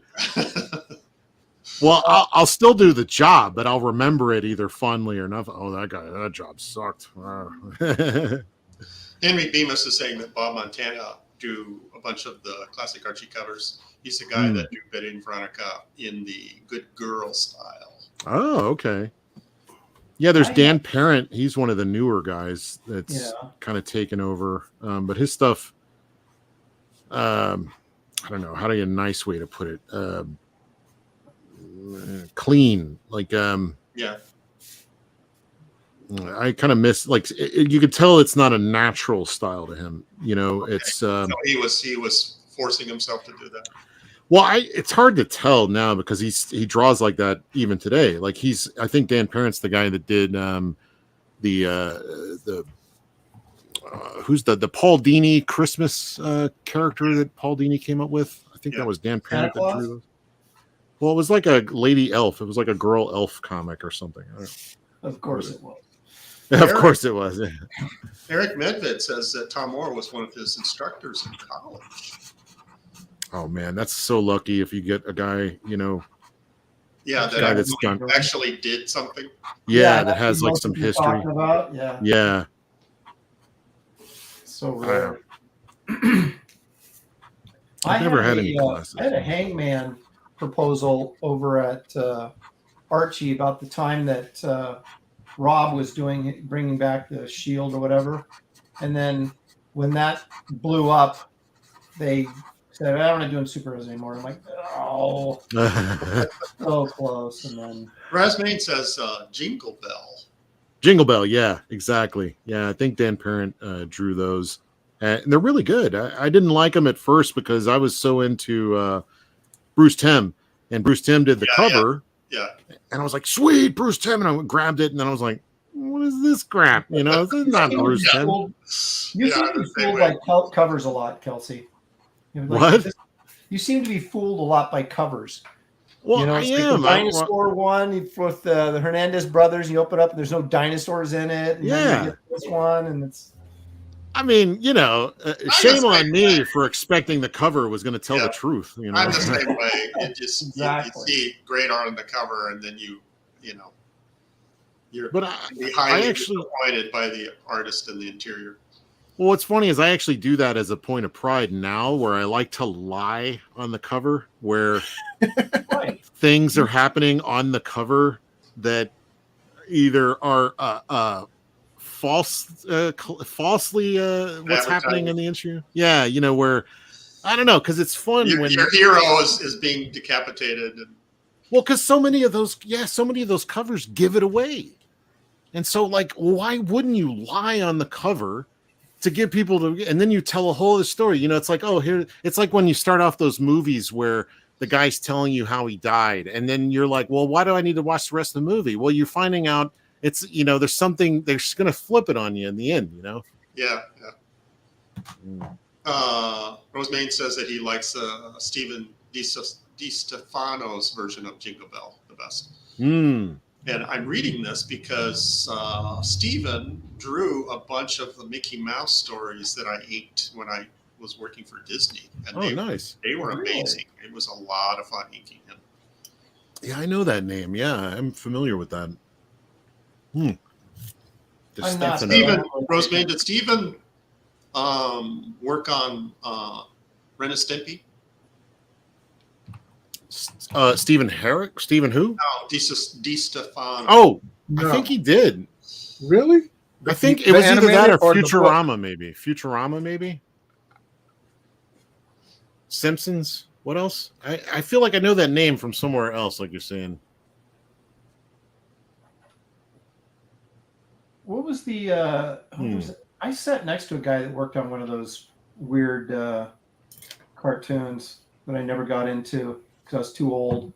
It wasn't Ren and it was Ren and Stimpy. Who was one of the guys that worked at Ren and Stimpy? I sat next to it at a show in Portland. He was very strange. Oh, that was probably Hillary Barta, maybe? No, it wasn't Hillary. Wasn't Barta. It was who's the guy that does the paintings? Bill Rye? Bill Ray, yeah, Bill Rye. It wasn't Bill Ray. No, this was it was a guy that worked on not the comics, but like actually worked on the animation or the animated show. Oh, the Chris Felucci? Maybe. He's the guy that created it. There were a lot of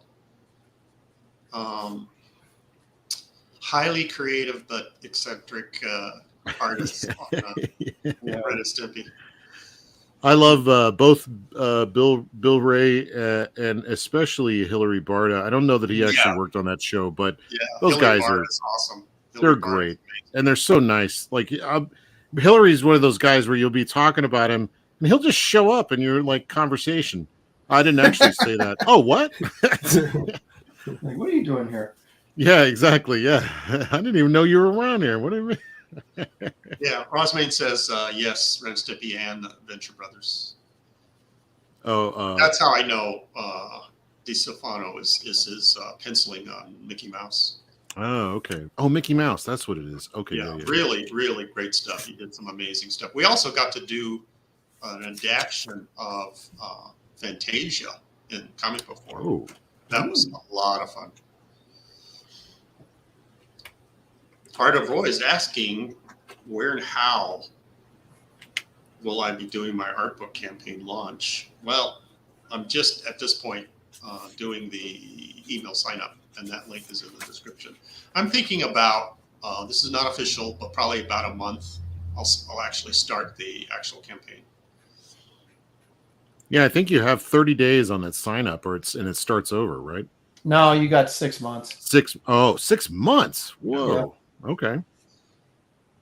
That's good, man. I need to sign up. I need to do my sign up now then. I didn't know you had that much time. I was like, oh, man. Okay, let me put it the commitment. Braga said that, and so no, then you don't know if you can trust I believe him. Well, okay. You don't know, but it may have changed since I talked to him or whatever. I don't know, but that's what I've never done it that long, but I think the longest I did was 6 weeks. So. Evil One, thanks. Evil One is putting up the link for my sign up. Nice. Thank you, mods. Unsung heroes. Yeah, there's no way I'm going to wait 6 months. It's going to be probably about a month, unless I don't get people signing up. Then I'll drag it out as long as possible. Yeah. Well, I mean, that's the thing. You want as a big of mailing list as you can get, you know. And if it's not as big as you like, you just kind of go, okay, well, it's going to extend it another couple of weeks here. If only everything worked like that. Yeah. This is an Oh, adult show. Kelsey, breaking out the brush. How many different tools inking tools have you used so far on that piece? I got a ballpoint pen, a Sharpie, some brush. And all of them he got at the Dollar Tree. Yeah. So I'm not sure you can get ink. Dollar Tree brushes. Yeah, these are like crap. They came in like packs, you know, where they have everything, and they're terrible because the gold paint or whatever they painted this with will chip off. Yeah. Yeah, and I'm like, being, what is this? You know. Kelsey is the John Wick of art. He'll kill you with any tool. Anything he's got lying around. just don't kill He's the out. dog, man. That's all right. See this crayon right in your neck. Early in my formative years, when I was trying to learn how to ink, I read an article by Steranko, and it's the first time that I heard that comic artists use brushes to ink. And so I happened to have a watercolor brush that was, you know, several years old and probably cost me 50 cents. And that's what I tried to ink with. Oh yeah. You know, obviously I could have, you know, Splitting on in. a popsicle stick in the gutter that would have done a better job. Well, you know, That was my first brush experience, was, you know, inking with a really cheap. Mine was a long brush. I had one that had a brush that was like that long, and it was the only one I had. So I would put, and you were able, the longer the brushes, this is like a secret. I don't know how sure normal inkers know, but maybe you know, Gary. Does it work for you? A longer brush. I don't like the long ones. They can pull lines. Yeah, I know. So It's easily. like you know, like Japanese calligraphy. Yeah. So if you need to draw like a long straight, like you got a woman's leg and it's long and it's got to be perfect. Yeah. Try using a longer brush. That's got detailers, you know, that paint pinstriping and Yeah. auto body shops. Those guys are amazing. Those are the kinds of brushes they use. Unbelievable what they do, man. Yep. So amazing. well, I first discovered the brush when I bought How to Draw Comics the Marvel Way, right? I had no idea that until I read that book, and then I was like, oh, everybody uses a brush. But then I used it for years, but I never really knew how to use it because it didn't really talk about, you know, You just use a brush. Yeah. Yeah, and it wasn't until I met Gary that I really started doing it correctly and could get control. Because every time I inked with a brush, it always looked, you know, just heavy-handed and muddy. You got to be real light, airy. Right, with it. and I didn't really understand how to do it. And then you know, Gary showed me the way, and Well, that was my experience too. After my, you know, cheap watercolor brush debacle, I went to a convention in the San Francisco Bay Area, and Al Gordon was there. yeah, And he was talking with someone, and he was inking on a commission while he was talking, and I stood there and just watched him ink. And it's like that's when the light bulb went on, and that, you know, how he's like turning the page around, and he was doing it, you know, like he wasn't even thinking about what he was doing. It was just, that's the way I ink. it was magic to me, you know, and that someone could use a brush like that, and that's what inspired me to stick with it. And because you think, you know, you grab a tool and you think you can master it right away. No, yeah. A brush, there's a learning curve. There's an equalizer, yeah. Well, but there's also that there's a way to use it correctly and a way not to. Yeah. You know what I mean? So you have to have that knowledge, not just you know, practice and everything, but you have to have that knowledge of how to work it so that it does what you want it to do. Well, here's a for instance. Do you pull or push? I do both. Yeah, I do. Depends on what I want. Because that's a big deal. That's to get the right kind of line you want. Yeah, I agree. Bemis would say, what is the source of exactly? Watching him do it is like, you know. Well, it's like Boland is a pole. Boland is a pole anchor and Wrightson is a push anchor, right? I mean, well, he does. I think he did both. Oh, yeah, I think he did both. Right. I'm pretty sure I'm a push anchor because I usually start for the thin and push away from me. So that's pushing, right? Like I go. So Boland went both ways. What? Huh? Nothing. With the inking, yeah. I think if you're doing controlled feathering, you have to do it both ways. Yeah, if you push out from the black to create your feather lines, that's pushing. If you're pulling into the black with your feather lines, so you're going from thin to thick, that's pulling. Yeah. I guess it depends on how controlled I want to be. Because like this, I want to be kind of loose, and I'll just throw exactly it. Just throw it. But if I wanted to have that precision, I'll start from the thin and pull it in. Maybe. Yeah, for me, it's also if the line is curved, which way is it curved? Yeah. Because of my wrist, you know, that curve of the wrist is I utilize that, so that's what dictates to me which way to do it. Well, just now doing this, especially with this cheap brush, I've noticed that when I try to pull those lines, flick them in, they're fat. But if I like turn it and I throw it away from me, they go thin. So I guess some of it depends on the kind of brush you're using as well. The quality of the brush, yeah. Hey, David, can I see what you're doing real quick? You don't need to worry about what I'm doing. Hey, if we're matching up, are you putting any debris or anything on the ground? Yeah. Okay. Can you like show he actually the is, feet? and now he is that I David, brought it up? can you like crop it and show the feet so Aaron can see what he's... Hey, see what his competition is. He actually was putting debris in there, or until I brought it up, he's like, "Oh yeah, I'm putting debris in there." And you're like, "Huh? Sure you are." I got debris. I got the kitchen sink. I'm putting smoke down where he is, like where he just landed or something. All right. It's just like, you see what I'm saying? Yeah. I'll his knee. Okay. Yep. I'll put a little smoke in here then. He's saying he doesn't want to draw any feet, so he's doing smoke. You see what he's saying? But you're gonna Art Adams it up by putting all the little smoke lens. Yep.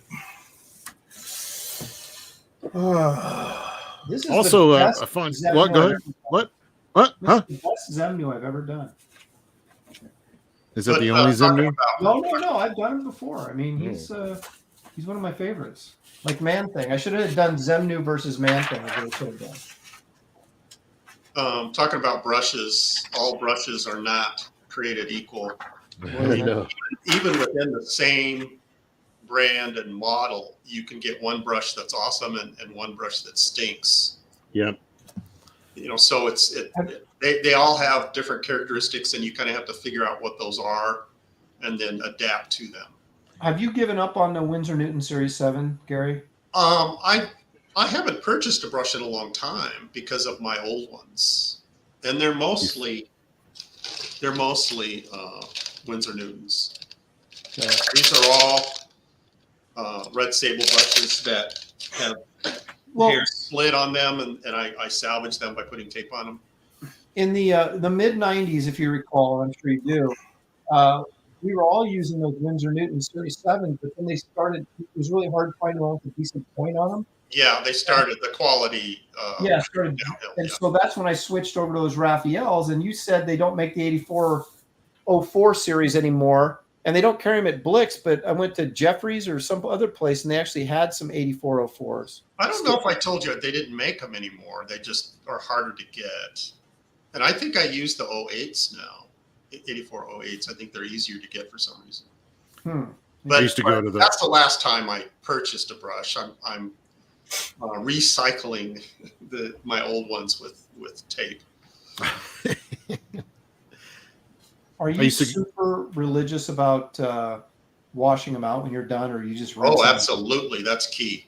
Well, no, I mean, do you like soap and water them? Or no. I just use water. Okay. I used to get that brush soap and run them through there and be really thorough with it. And then I talked to Sam De La Rosa, who was like an old inker from back in the day. And brush guy. Super guy. Yeah. And he was just like, no, I just use soap and water. And I was like, oh, okay. I don't use soap. I just use water. Oh, okay. I do the osmosis thing where I use a paper towel. Yeah. And I get the brush wet and put it on the paper towel, and the paper towel will vacuum the ink out of Oh, it. okay. You have to do it, like 10 times, but it works that way until the water is clear that's coming out of the brush, and then I stop. I use spit. Well, that's why using these crappie brushes is so good, because I could just go in the water and stick it back in my can. Just let it sit there. You don't have to. And then when I used to soap and water every time I was done, and it became such a pain in the butt, and I just rinsed them and left them, and So I was just curious if I was abusing my brushes, but if Gary's not using soap and water, then I don't feel bad. Yeah, no, I never use soap. How much more time do we got? About 45 minutes. Oh, okay. Oh man, we're just smoking this one. This Kirby Monsters. We need to do monsters. I vote for next week. We do piles of dirt or something. What else? What else can we do that's like easy? I thought it was going to be harder. Glitch in the chat is saying the only brush company he's ever found, never had a bad brush from, is Artis Opus. Never heard of it. I never heard of that either. Is that a brand name or a store? Artis Opus. He says he found the Winsor Newton's 7's gone downhill. Yeah, that's it. We all agree on that. Never heard of Artis Opus. I'll have to look into that. No, I used to go to the art store and like, do you guys have a bathroom? And they're like, well, not for no. And they're like, no. I just need like a cup of water. You guys got a cup of water I can have? And they're so confused, like what I'm doing. Yeah. And I go to dip the brush and they're like freaking out. They're like, that's it. No, are you going to buy that? I'm not going to buy it unless it's any good. I got to test it first. The stores that I went to had a cup of water by the brush case. They used to. Yeah. Oh, see, they didn't know what I was doing. And I'm like, this is kind of normal thing. So when you asked them, they were freaked out. They were like confused. I'm like, what do you think brushes are for? And I'm like, you put them in liquid. So they didn't even occur to them that you were checking out the point? No, I had to explain it to them. And I'm like, here, let me show you. And I dip it in water and just go, ping, and it splits in half. I'm like, see, I'm not buying that. Yep. Well, that always cracked me up is that the people in the art stores always have this smug attitude. And they're, artist wannabes, that they're students and, wannabe professionals, but they talk down to you. Yeah. I actually had somebody do that. Remember, I guess it was called Art Media. Remember the Galleria downtown Portland? I would go in there, and this gal, I went in there pretty regularly, but I never knew the terminology, right? Yeah, she always makes fun of me. The same way, yeah. I'm like, you got that paper that does, oh, you mean blah, blah, blah, And I told her one time, I said, hey, I'm working professionally and you're working here. So get off my case. You actually had to say that? Yeah, I did. Oh, Glitch is saying the brand name is a UK company. A lot of miniatures painters use. Okay. Evil One for $5. Thank you, Evil One. Graybeard's, what's your favorite old sci-fi monster films? Graham isn't here to help, so don't disappoint. And happy birthday to the oldest inker here. Woo! Probably Forbidden Planet. Now, are we talking like monster movie, like giant monster movie, or like Frankenstein monster movie? Yeah, there's kind of a lot. Godzilla. Well, that's an easy one. Yeah, not given. Hate Godzilla. My favorite monster movie has to be 20 Million Miles to Earth, with the yeah, that is a good one. With the Ymir or the Emir, right? That it was Harryhausen. Harryhausen, yeah. And he fights that circus elephant. There's a scene where, and then he ends up in the Colosseum in Rome. Yeah, that's a good one. I'm gonna go with that one too. That's mine. You could pick another one. Okay, Valley of Gwangi, where the James Franciscus and all the that's a good one too. Yeah. All the cowboys go wrangle dinosaurs in the Valley of Gwangi. Yep. Yeah, see all the things you could have had if you had the. Oh well, it was Universal monsters, not just Universal. We should do more monster episodes. I'm liking this. I know, it's fun. I love monsters. I just don't want to be too predictable, That's true. We got to mix it up. How many different ways can we think of how to approach monsters? Sci-fi monsters. That's right. Sci-fi monsters, horror monsters, Kirby monsters. Yeah. See, Kirby monsters will win every time. We'll be drawing Kirby monsters for I have to stick up for the artists, even though I'm not drawing. Every once in a while, I'll see this kind of recommendation. Art of Roy saying, "May I suggest Transformers?" Oh, God. Excuse me. That was my point. Robots are dang hard to draw. No robots. Never. Not on this show. What, not even Robbie? Not even Mort. Gort? Well, I draw Gort and Robbie maybe, but all that tech, that Japanese tech stuff, forget it, man. There's no way. Klaatu, Farata, Nikto. What's the guy? Was that Gort or Mort? What was Gort. that? Yeah, I like that one. Beowulf says that if you watch Godzilla backwards, it's about a giant lizard that fixes a Japanese city after a disaster. Moonwalks back to the ocean.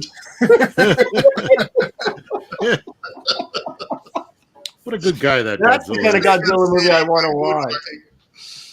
Evil One says for $2, we need a Sasquatch monster draw stream soon.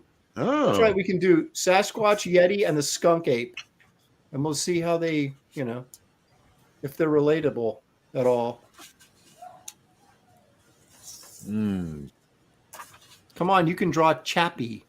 Was that South robot. American, not South American, South African movie where they, Yeah. Oh, yeah, Chappie. Well, no, he still has like springs and cables and gears and, that kind of stuff.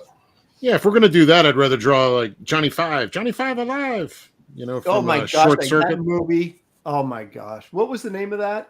That was a Short Circuit. Short Circuit, yeah. Yeah, I was like probably, I don't know how old I was then, but it was the appropriate age to watch that movie, and I loved Right. it. It was like an ET ripoff for robots. Yeah, right in my wheelhouse. We could do Johnny Sacco. Yeah, Giant Robo. Giant Robo. Do I have enough time to do Orgo too? Or should I just mark Yes. her up? Should I mark her up Zemnu or should I go for Orgo? Well, how much time do we have? We've got 40 minutes. You're gonna need more than one to help beat me, so Yeah. you might as well Hey, I would go say with bulk. Oh, no. Hey, Kelsey technically did 2 pieces today. That's true. I did the Kirby monster. We did a Yeah. Kirby Wait a monster. minute. 2 average pieces does not make a good piece. Damn. No, I'm I sorry. thought there was no hitting below the belt. But it makes one okay one, and that's all I'm That's after. right. That's all that matters. Hey, that's There was in okay. the chat is recommending Mega Man, and I have to nix that. Well, you don't like Mega Man? I inked Mega Man for Archie for like 3 years. Who did you? Wait a I know minute. some of those Who? artists. So Mega he's Man. triggered by that, so we can't do that. You know, I'm going to start switching here. Yeah. That's like his pizza parlor thing. You don't want to eat pizza after working at a pizza Exactly. joint for a long time. That's his pizza. Well, no, I wait go a to second. conventions and these Mega Man? Yeah, I've never Archie even did heard of Mega that. Man. Was it Yeah, Archie they were doing? Archie. Yeah, I heard of Megaton Man, which I think is actually he's kind of funny. a gaming character. It's a Oh. whole universe. And I'd go to these Comic Cons and I'd have Mega Man art out there, and the Mega Man gamers are hardcore. Oh yeah. And Didn't they would Patrick Thomas all Parnell? these- Didn't he work on those? Did you ink him? No. Yeah. They asked me all these questions, if this character did this and that character did that and blah, blah, blah. And I'd sit there and smile and nod my head. And I had no idea what they were talking about. I was at a signing once at a Pegasus in Beaverton, which is now Things from Another World, Gary. Yeah, yeah. And they had some guy that was doing who had the Mutant Ninja Turtles license for a while. Was it Archie? Did Archie have that? Yeah, for a while? Archie. Those are some of my favorite Ninja Turtle books. Yeah, so I was Cheesy like working Archie. on Justice League or whatever, and I'm sitting next to this guy who's working on that stuff, and it was like everybody loved the guy, and there's like no one to gave a rip about me, and I was like, yeah, like, Oh yeah, the gaming people are way more hardcore than comic book fans. Yeah, it was totally. I mean, it wasn't the guy; it was the character. Right, You know, so- right. But that was as you as an artist, you sit there and go, "Wait, I don't know who this guy is," but you're not registering that it's because he's a turtle artist that Right. people are freaking out. So I snapped his neck and knocked out the back. That was good. I was not expecting that. Pretty fun. I used the old Vulcan technique of Tal Shire. You got Aaron. You've got a super chat. Oh, Zaid. Oh, that's Phil Phil. Diaz. Phil He's Diaz. chilling. Thanks for the $10. This is what we call paid advertisement. Yeah. No one drawing Etrigan. Now we're like way before Etrigan, man. For shame. Guys, we have 1 week left before the Lost Pages 3 campaign ends. We are so close to 30K. Help us hit that and unlock an exclusive bookmark by Doug Mankey. Ooh, thanks, family. Oh, yeah. Hey, I need to watch Zaid, that interview. You did an interview. with you're him. wrenched, aren't you? I thought I wrenched you before. You should post the link in the chat. He wanted you to say it out. Oh, I Little say it payola. out. I'm saying, yeah. Well, I take the payola. Gladly. Throwing a little I'll say it payola again. your way. Yeah. I'll say it again. There's only 1 week left before the Lost Pages 3 campaign ends. They're so close to 30K. He has a stunning Bisley cover as well attached to that campaign. You want to check that out. Get your Bisley while you can. And Doug Mankey, bookmark. Wow. Get out there and help him hit 30K, man. Back today. There it is. He posted it right there. Good. Zaid Yeah. Comics, back to Lost Pages 3. Thank you, Phil, for the 10. I like Doug Mankey a lot.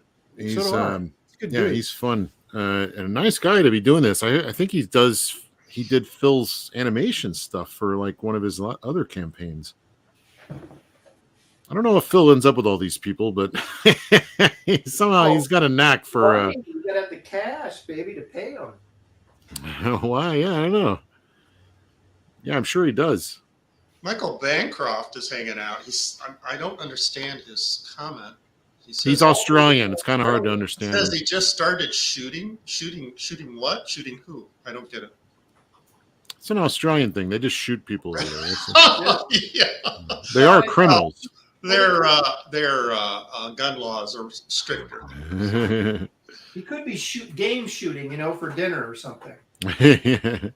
Be like a wombat or something out there. Was he doing another video? He does a lot of little videos that Yeah, are fun. Michael, straighten us out, please. Shooting the shit, or shooting the bull, let me figure out how to say that. It's a family show, Kelsey. That's right. Crying out Yeah. loud. Phil understands. Jack Phil show. understands, but yeah, he's not sharing.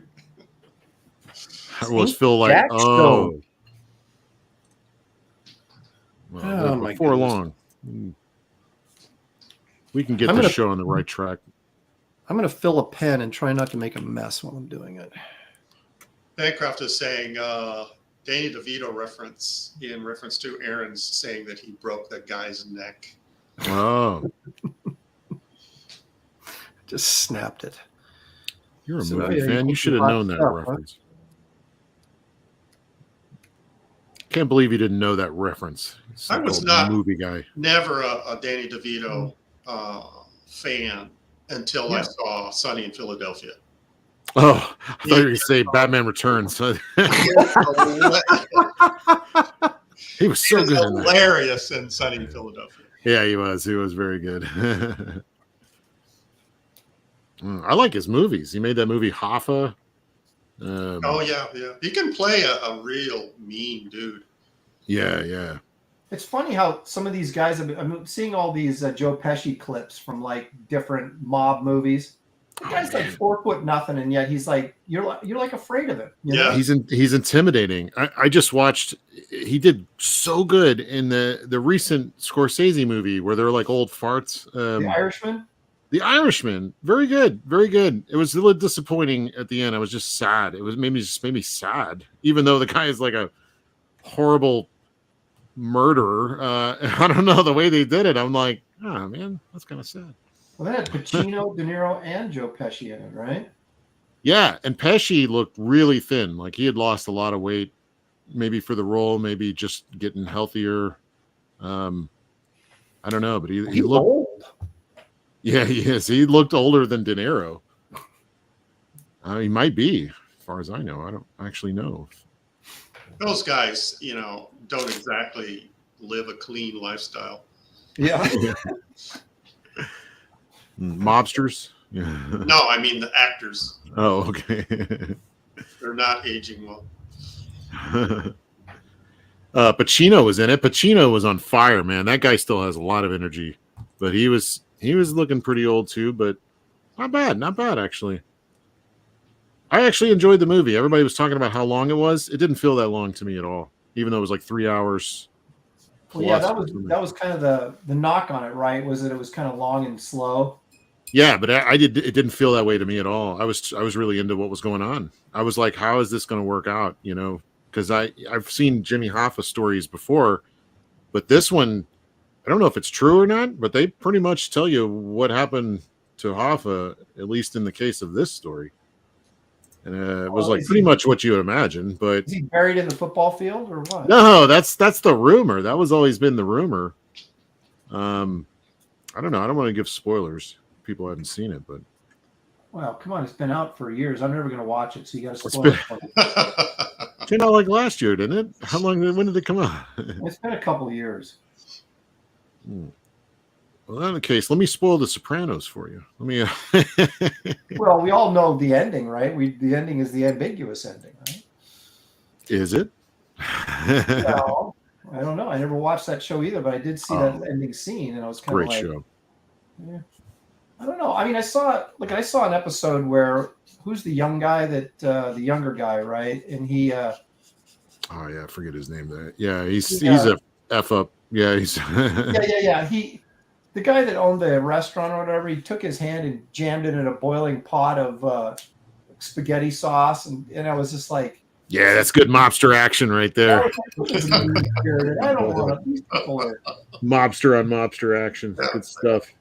Now, if they were, if he would there was another comic book artist and he broke his neck or something, then I'd been okay. Not the hand, just anything but the hand, right? For the dude's hands, man. Yeah, I feel that. Aaron, are you doing gray tones? Yeah, a little bit. I was trying to figure out if those were lines or like a. Are you going to put gray tones on mine? I guess I'm going to have to now, aren't I?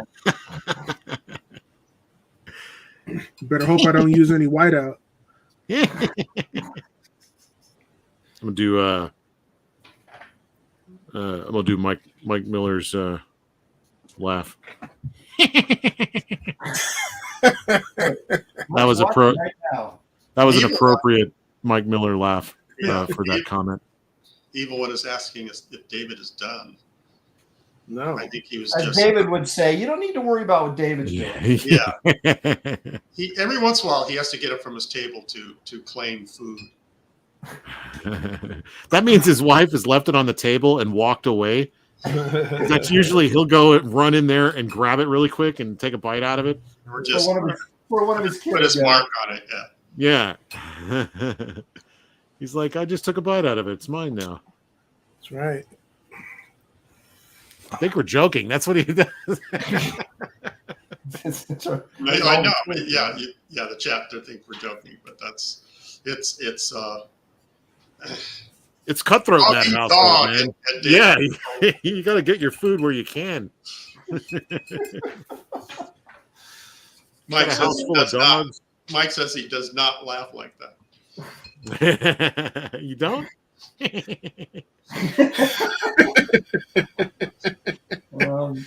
Poor Mike. I laugh like that with a little bit fuller.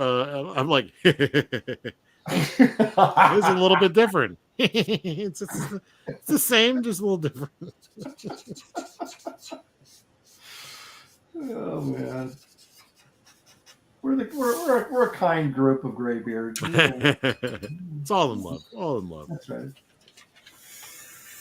All right, I think I'm wrapping it up. I think I'm just kind of like milking it as usual. Just bored, figuring out, what can I do to You see, what can I do to pass the time while I wait for these guys to finish? you can color it. I guess. Yeah, what's Throw his some color? red in there so that you'll be declared the winner of this non-competition. That's Oh, true. look. He does have a big red head, so I could do that. That's right. He's like, look at. He's like, hey, Kelsey put red on his drawing. He's the winner.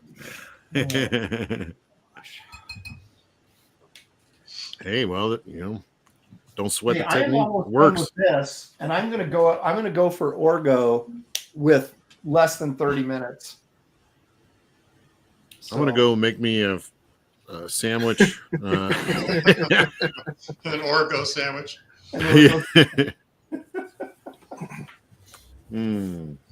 right. That would be a great name for a sandwich in a sandwich shop. The Orgo. The Orgo. Yeah. Oh, yeah, you could I have want one. Kirby's Deli, and just have them all named after Kirby characters. Oh, that would be fun. Come on down to Kirby's for your Fing Fang Foom. What is that? It's like a chili cheese onion hot dog. The 3-pound Orgo sandwich. That's a challenge. Look at this. I'm almost done cleaning my brush. Just swishing it in some water. Done.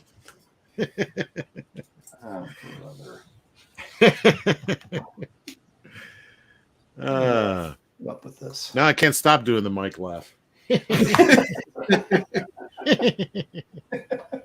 Henry Fairbeck is already calling it for Kelsey. Oh, shut up. Who said that? Henry Right. Fairbeck. I have so much time.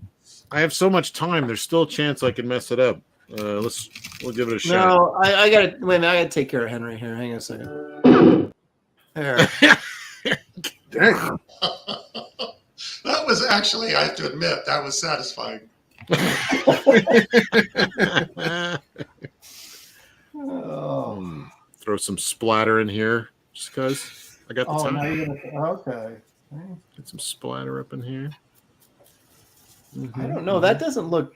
I think you messed up his teeth. You better go back in and fix that. Good try. Good try.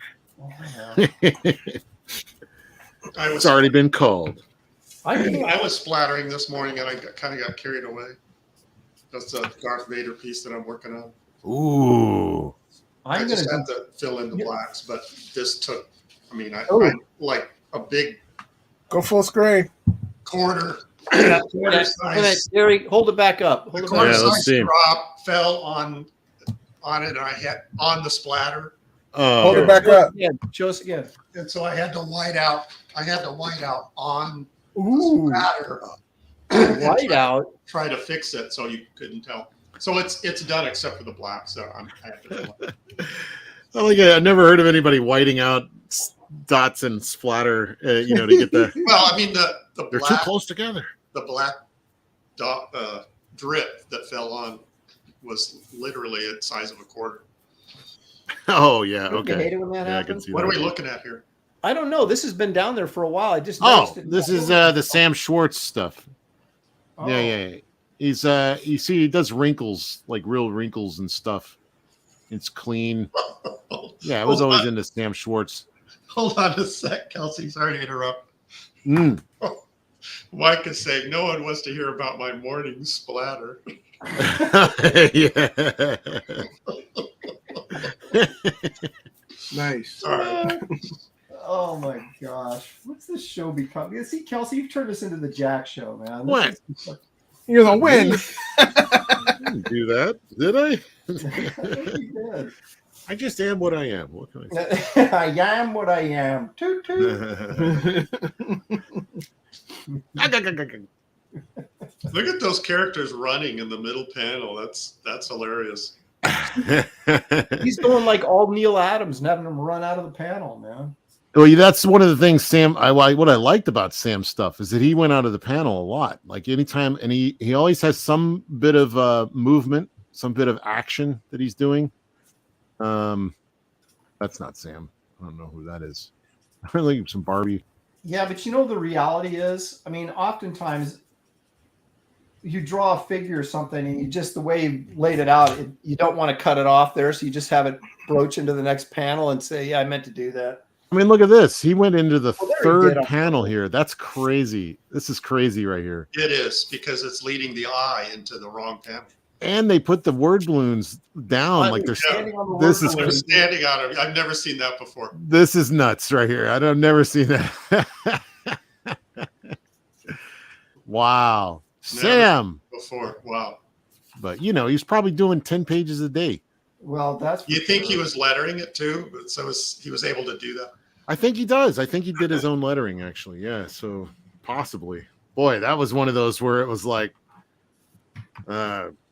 probably should change this. No, FedEx is at the door. All right.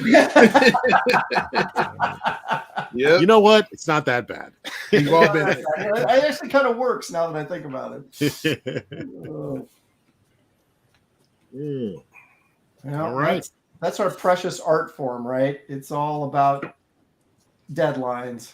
And, But I mean, some of those mistakes, some of those deadline pressures result in things that we hold up as like, oh my God, I loved it when he did this, you know, Yep. and then I'm sure it was a deadline crunch thing, but Yep. it works. Well, Sometimes that's it true. works. That's the thing. You get man. too precious about it, you know, start overthinking things. Yep. Yeah.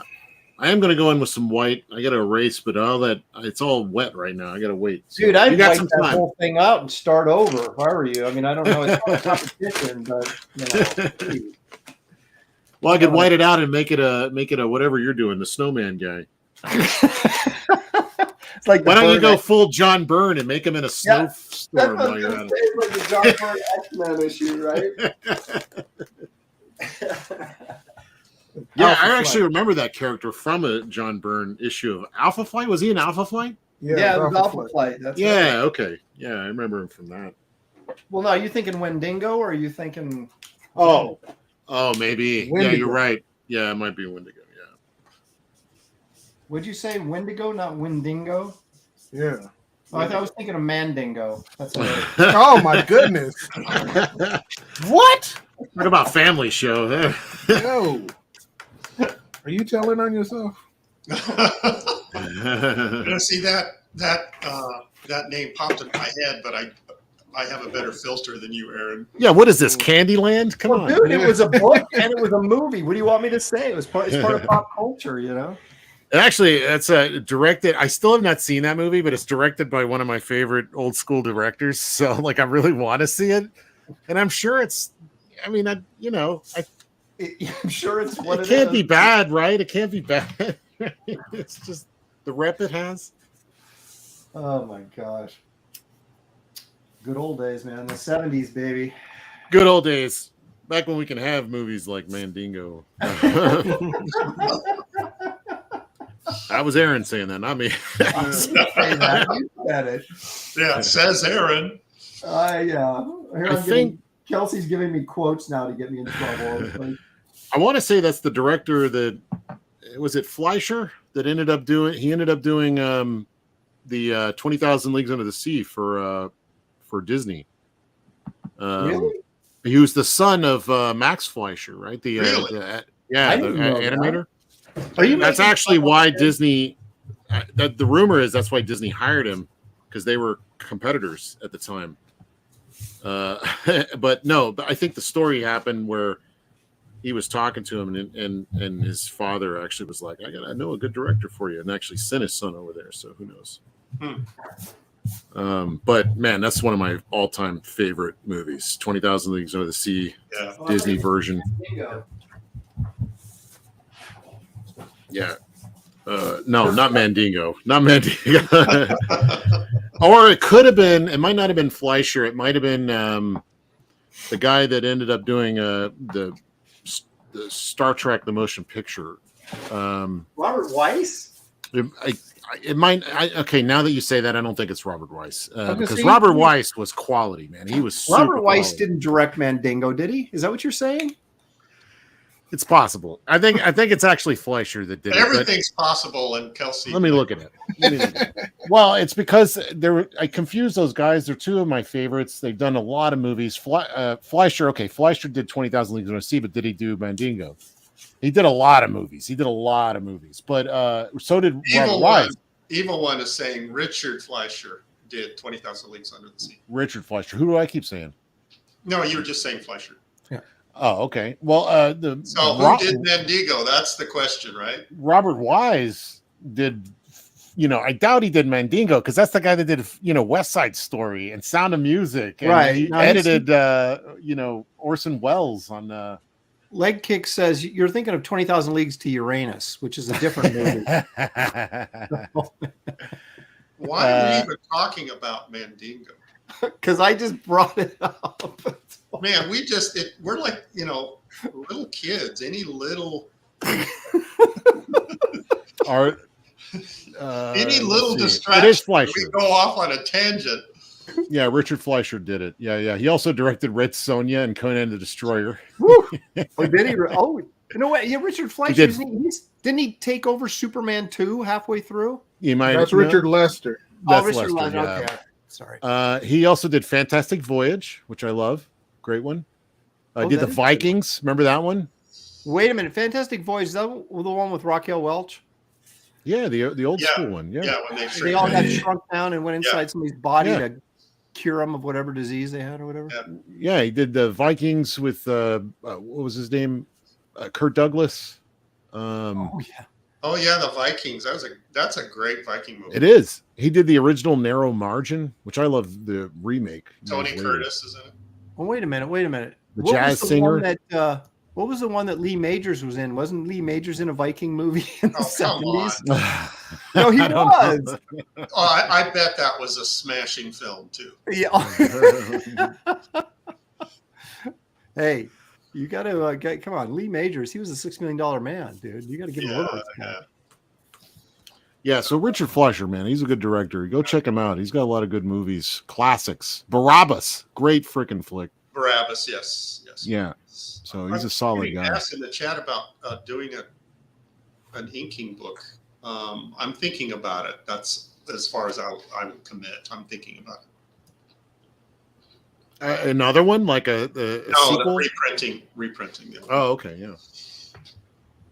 Well, I thought you were being a smart aleck in that. No, I am thinking about it. Dad's Den of Pop Culture says The Norseman, 1978. Is that the one you're thinking of? Well, let me see. I think it might be. There we go. The Norseman. The Norseman with Lee Majors. Oh, that's not a bad poster. Kind of Frazetta inspired, except for the Lee Majors pick on the right. That ruins it. Can you look at his mustache? Like, look at the babe in the middle. Come on. Oh yeah, she's doing a Kelsey shot. That looks like that Dark Wolf drawing of the. That Dark means Wolf it's a winner. Yeah. Hey, Cornell Wilde co-starred in it. So. Yeah, Lee Majors with his salon hair cannot pull off a Viking. Gotta love those days of movies, man. Where they had studio lighting outside. Yeah. I love that. I love it.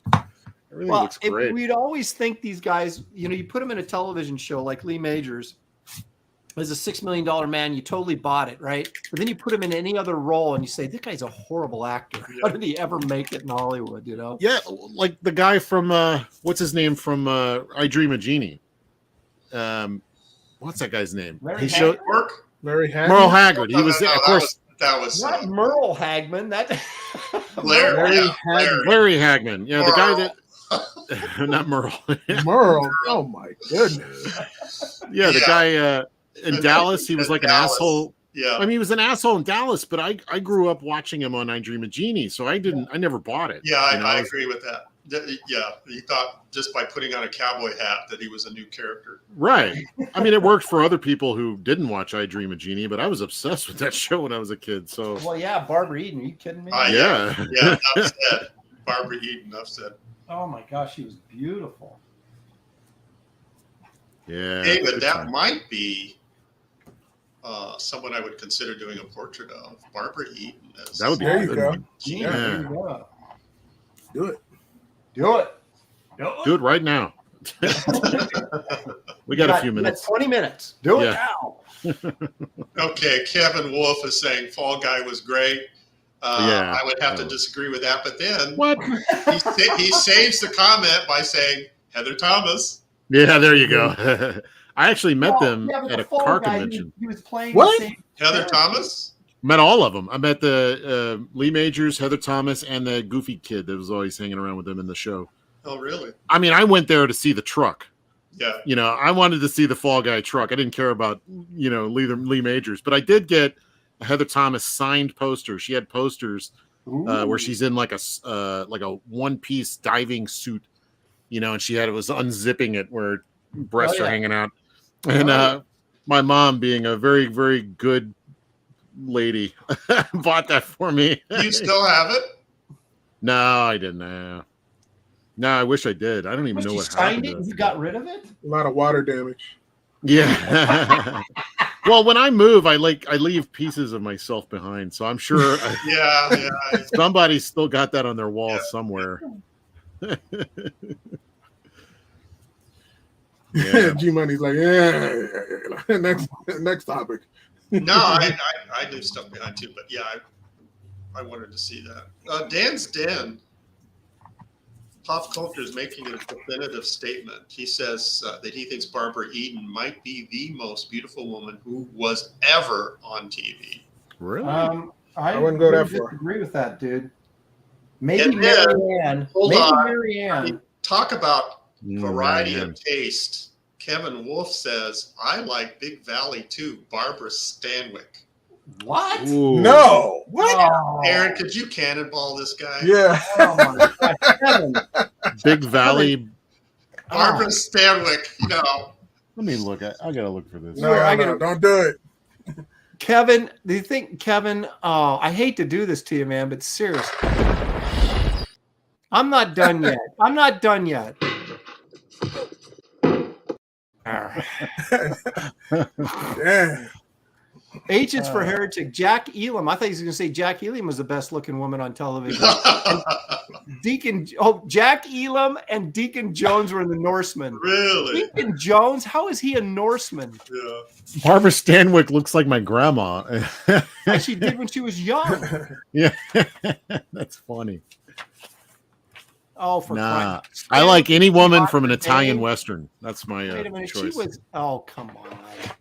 Gee. Resman says that mom bought that Heather Thomas quiet and then burned it later. Well, maybe that's what happened. Yeah.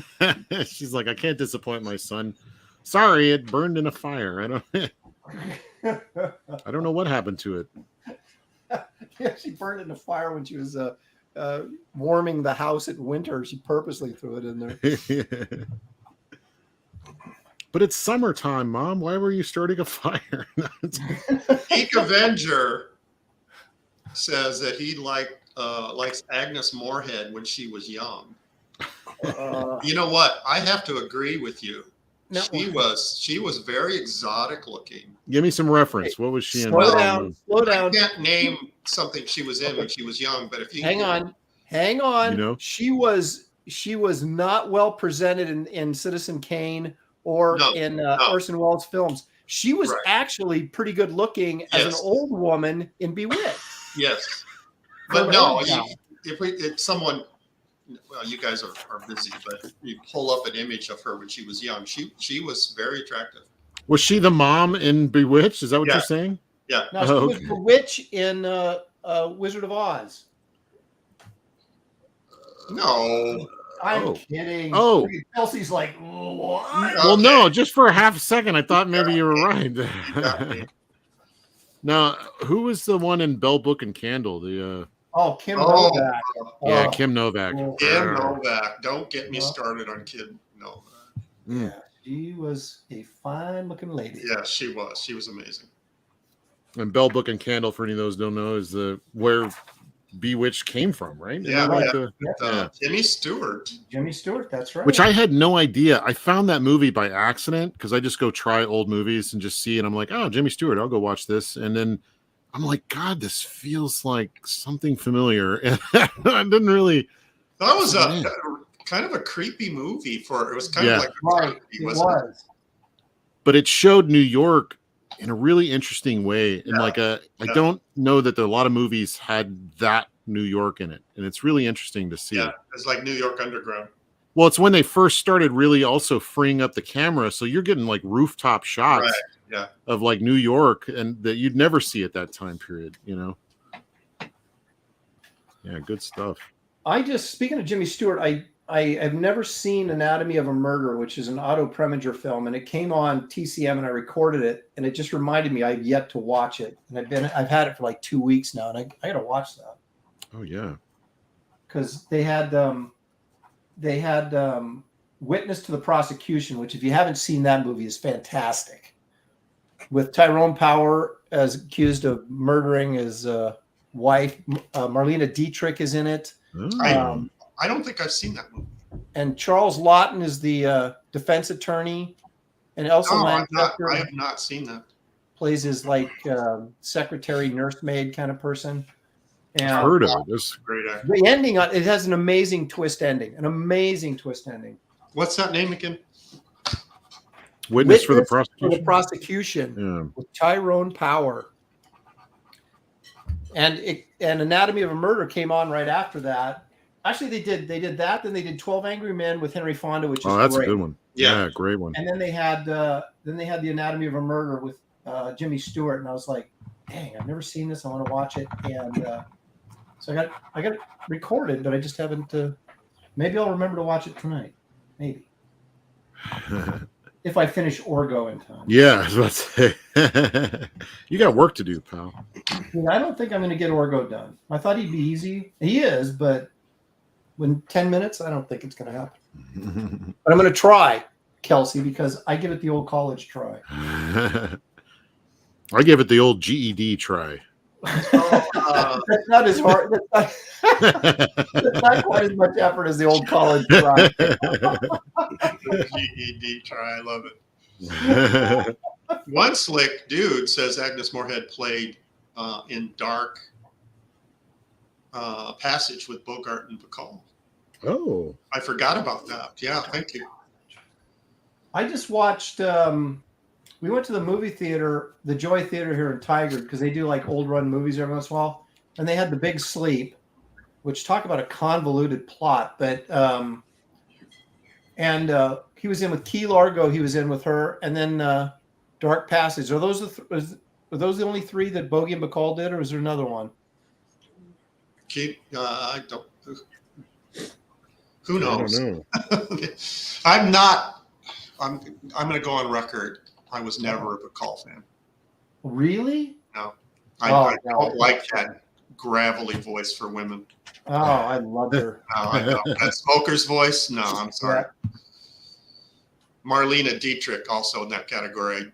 Oh my I like her God. because of the smoker's voice. Yeah, What do you mean, Gary? Exactly. Yeah, but the thing is, in Witness to the Prosecution, she's almost 60 years old in that movie, and she looks freaking awesome. So she held up really, really well. Aaron, you need to cannonball yourself. Marlena Dietrich, are you kidding me? No, I'm never a fan. You've got a whopping super chat, Aaron. You need to share. Oh my goodness! What about that John Hughes movie she was in? Where she Marlena was Dietrich in a John Hughes movie? not John Hughes, who am I thinking? Howard Hughes. Wasn't she in that Western one? No, that was She you're thinking was of the Outlaw. smoking. That was Jane Russell. Oh yeah, Jane Russell. Okay, All right, yeah, let me never take mind. this thing Yeah, out. she was great. Atomic Blast for $20. That ain't cheap. Thank you so much. Wow. Can we have Joe Ball on as a guest and do a robot draw stream that is a non-competition? I'm sure Aaron will win that one. Was Joe Ball good at drawing Who's robots? Joe Ball? I'm sure he's a human being of some kind. Is that What does he do? is that the gay guy in England that like No. keeps posting that he's broke all the time? Well, maybe. Because no one's buying his comics. I don't want to categorize anybody in the wrong way, but thank you for the $20. And even though that's a fantastic investment in my future, I really appreciate it. We're not doing any robot drawings on this stream.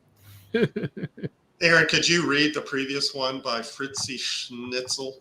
Oh boy, here we go. How is that Aaron's got pretty good taste in classic films, but his taste in animated films is like that of a 12-year-old girl? You know what? Here, take this for a minute. Take that for a minute. See if that improves your disposition at all.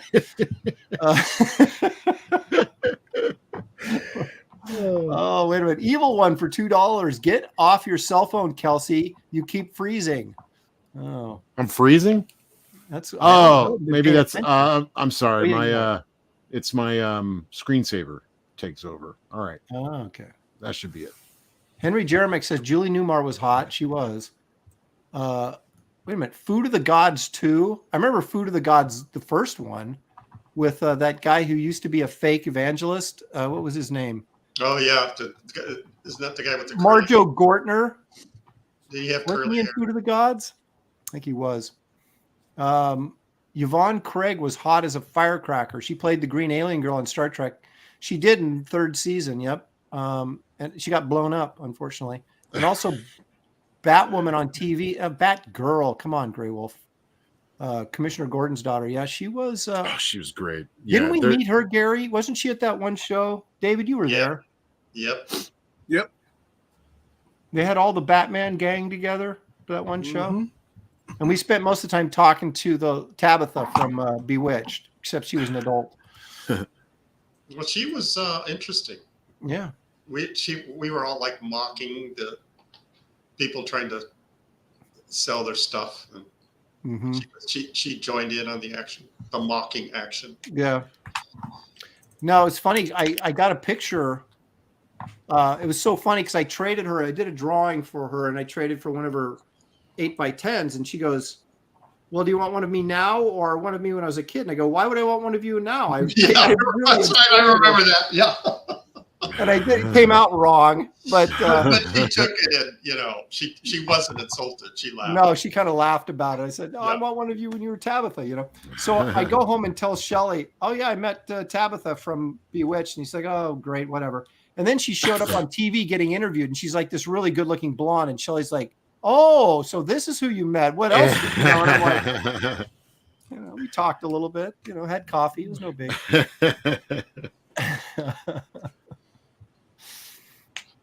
All right. Haven't seen her since. I think I'm done. I think I'm done. I'm gonna Well, we call got to it. wrap it up because we are. Did David just like abscond? Is he like gone? No, I'm right here. Oh, You just quit? Yeah, I got to save some energy for this commission. I got to work. All right. Well, okay. We'll call it then since everybody seems to be done. I'll start. Now, this is the Orgo that didn't get finished, but maybe someday. Oh, So that's here's what did get finished. Yeah, baby. Ooh. Zemu, Does he have metallic abs? Yeah, Those yeah. metal? I don't really understand what that's about, but yeah, he did have metallic abs. Get that. Very cool. Yeah, a little gray marker in there to kind of bring it to life. Good That'd be a effort. great name for a gym. Metallic abs. Oh yeah, I like that. Yeah, it would. It sounds like an 80s. Well, the gym. thing was, Zemnu was originally. I'm going to go geek here for a minute, but when he first appeared, he was like this man-made creature that this like Dr. Frankenstein guy created. But then, and that's when he was called the Hulk. But then when he became Zemnu, he became this alien, and they dropped the metal midsection and kind of went all furry. So anyway, that's those are Aaron's a COVID furry. Noted. That's right. A 0 That's great. and 0, cool 0 through cool 3 is what I used on here for the shading. And How could something be numbered 0? It would be transparent, wouldn't it? Right. No, they've got like a blender that is transparent, but the 0 is actually I use it just as a base to get so it. So like that's like a woman's dress size 0. That's like it actually exists. Exactly. And I inked most of this with the Zig. I did some of the finer line work with a Micron, but I did a lot of this with the old David Williams Zig pen. I need to get one of those. I still need to get one. Yeah, well, you can get a whole pack of them for $15.99 on Someday Amazon. I'll have $15. Well, if you'd show up for the art auction, man, you'd clean up. Okay, after the auction, we'll do it. I'll get me some. So anyway, there we go. That's my winning entry. I mean, that's my contribution to This is not a competition. It's unless not I a win. competition. Okay, so Kelsey, let's see what you got here. Oh yeah, I got Mangog. Was that his name? Mangog or something. Oh, he's drooling too. I like that. That's a hold lot on. of effort there. I'll zoom in because I was real happy with how this I was trying to get like his skin to be all like rough and like with big divots in it. I like how his saliva has different viscosities. He's got there's some that's like it's been hanging for a minute, so it's thickened up from the air and it's coagulating on his lip. Yeah, he's on fire. The great thing about Kirby's monsters was they all seemed like they were made of rock or something, right? They were all just sort of like, all craggy and. I'd love to make all my people have skin like this. I love drawing that kind of stuff. So there you go. I got my Mangog in there. Big Blake hands said in the Kelsey forearm. has the emo nail polish. There you go. Yeah, I got that's my splatter finger. Yeah. That's gonna be my nickname, Splatter Finger. That I think is a solid second place finish today. Let's see. Good, thank you. That's my usual spot. Yeah. Right. If it was a competition, let's see what poor effort David put out. Oh, so he's like sort of like a third of the way done. It looks like the Hulk is about to pound his palm like he's going to make a point. Yep. He's debating Aaron. I'm the best Kirby monster. Yep. Right here. He has to face off with Zemnu, man. So Zemnu looks way more developed than this Hulk at this stage. So yeah, you mean finished? Well, no, David, this is a solid fourth place finish for you today. I think you just Gary's got third place, right? He's really Gary gets third place without even participating. Dude. I'm sure he's going to show up next week with an incredible drawing. I don't know. I mean, come on. That's true. He's stacking up. Silverhawks. He's getting behind on that mega commission he's working on. He doesn't do convention sketches, does he? He's like full blown. Yeah. Full blown. I do all or nothing. That's right. I'm all in, man. Like I said, I'm all in. Well, there you go. Looking good so far. I want to thank everybody in the chat for voting me as the winner. Well, if they did, it's charity this week. I can tell you that. Oh, David, that was several weeks ago. Today is a whole new thing. David's hanging on to old glory, man. Show us your Sailor Moon drawing. That was a winner. Actually, it was pretty good. His Sailor Moon drawing was actually pretty good. It wasn't as good as Kelsey's, of course. I should have drawn Mangog like that. That would have been exactly. I would like to wear that Sailor Moon as a T-shirt at a Comic-Con. Exactly. You could make. Oh my God, the looks you'd get. I know. How dare you? I know. It would be sacrilege. Sailor's Moon. I'll finish it up for you. I'll make a shirt. Good. I would buy it. Digital color it, get it printed, make some stickers. Yeah. Oh my gosh, it'd be everywhere, man. It'd be like Kilroy was here, but it'd be like Sailor's Moon. Everybody's like, "Who did that? Who did that?" I guess I can get away with it. It's not Sailor Moon. Sailor Moon. It's my thing. It's a new thing. That's right. It is. Micro says Joe Ball is the creator of Death, Death, Death. Okay, I still don't know what that is. Yeah, Joe Ball. Yeah, he makes he inks with these or not inks, but he does he blows my mind when he does the super detailed artwork, and he uses these white pens, these gel pens, and does like incredible detail. And I'm like, how do you do that? I gotta like, please just give me something, you know. And it never works for me, but he makes them sing, man. I was thinking of Joe Glass. That's who I was thinking of. No. So yeah. So sorry, Joe Ball. No offense. Yeah. I apologize. Joe Ball's an excellent artist. Yeah. Okay. There you go.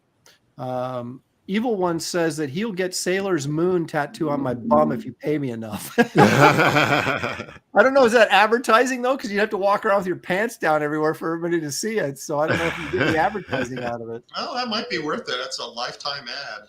That's true. Yeah, they're saying to bring one to Tampa. All right, maybe have some ready for Tampa. Yeah, people can wear them around the con there. Sailor's Moon. Oh my gosh, you may be onto something here, man. Yeah. You wanted your cash cow. That may be it. Uh-oh, I think I'm burning down my house. What did you do? Is it chili overcooked? No, I need to put my empty my ashtray. Oh man, dude, you don't want to burn your house down, like fall asleep in your chair smoking or anything. Come on now. Yeah, actually, I've got a little fire hazard going on here. That's okay. I'm gonna pour my coffee in it. All right, that did it. I got it. I got it. Dad's Den of Pop Culture says some butts make better billboards than others. That's probably true. Gray Wolf Graphics. Kate Jackson's first movie was Tracy Collins on Night of Dark Shadows, the second Dark Shadows movie. Not sure where that came from, but thank you for that information. Yeah. I guess we were talking about the 70s. Just file that one away. Yep. Evil One. He's posting the YouTube, Kelsey's YouTube channel that he's gone on 3 straight episodes, right? Yep. Tune in, see if we're taking bets, see if I can do another one. You got to show up and see. You're going to put up episode 4 and then just leave people hanging. People. That's a good idea. That's a good idea. Little stream humor. Yeah. Episode 4. Wait a minute. Did I miss one? Oh my goodness. No. All right, everybody. This has been a tremendous show. We had nearly 200 viewers the whole time, which is pretty darn good. I would ask you guys again, as we end the show here, to hit the like and subscribe button on your way out the door. That helps us grow and become more prominent. And because we want to be the greatest, the biggest, the most wondrous sketch stream on the internet, draw stream on the internet. Also, don't forget about signing up for Gary's ink book called Black Lines Matter. It's called Bingo. Get it straight. What's it? Brush with Destiny, right? No. Yes. Is that what it is? You get it wrong every time. What is it called again? Yeah, Brush with Destiny. Okay, Brush with Destiny. The link is in the description of this video. I think you're having trouble with the concept. That's why you can't get the name right. Yes, you threw me with that Black Lives Matter thing. So, and David Williams, of course, Bass Reeves, West of Hell, is still available on Indiegogo, and that book is done. Other than the coloring, they're coloring it right now, so it won't be long before that comes out. So get in there and back that before it's over. Kelsey's got Nexus coming out. Do you know when that's due out?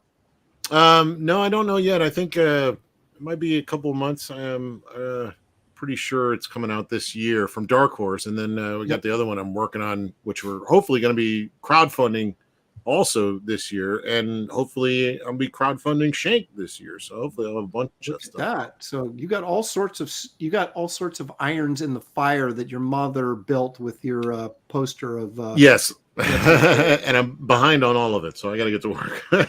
And he's also coloring my nightclub story for my Wraith of God Bloodhunters, aren't you, Kelsey? Yeah, we'll give it a shot. We'll try. Don't start saying that again. You've committed to it. You owe me 15 We'll do our best. Don't say that either. Mike Miller is saying it's not being colored by the name that shall not be named. Oh, it's not being colored by us. That's true. So anyway, okay. That so winner. And me, I've got Bloodhunters is still up and running, and the link is in the description of this video, of course. Dale Keown werewolf shirts have a week left, so if you want one of those and haven't got one yet, order it. because they're gone in a week. And then my Second Chance campaign for Wraith of God #1 is also open and on Indiegogo and not shadow banned. So you can actually search it, but the link is also in the description here. And that's over in about 2 weeks. And then that's going to the printer. So there you have it. Thank you guys for joining us. Thank you for the super chats. I really appreciate it. We appreciate your guys' participation. It makes this show what it is, and we couldn't do it without you. So have a great week. Today is Wednesday, right? So you still have the rest of the week to go. And we will see you guys soon with another engaging and compelling episode of Graybeard Studio. Until we meet again, farewell.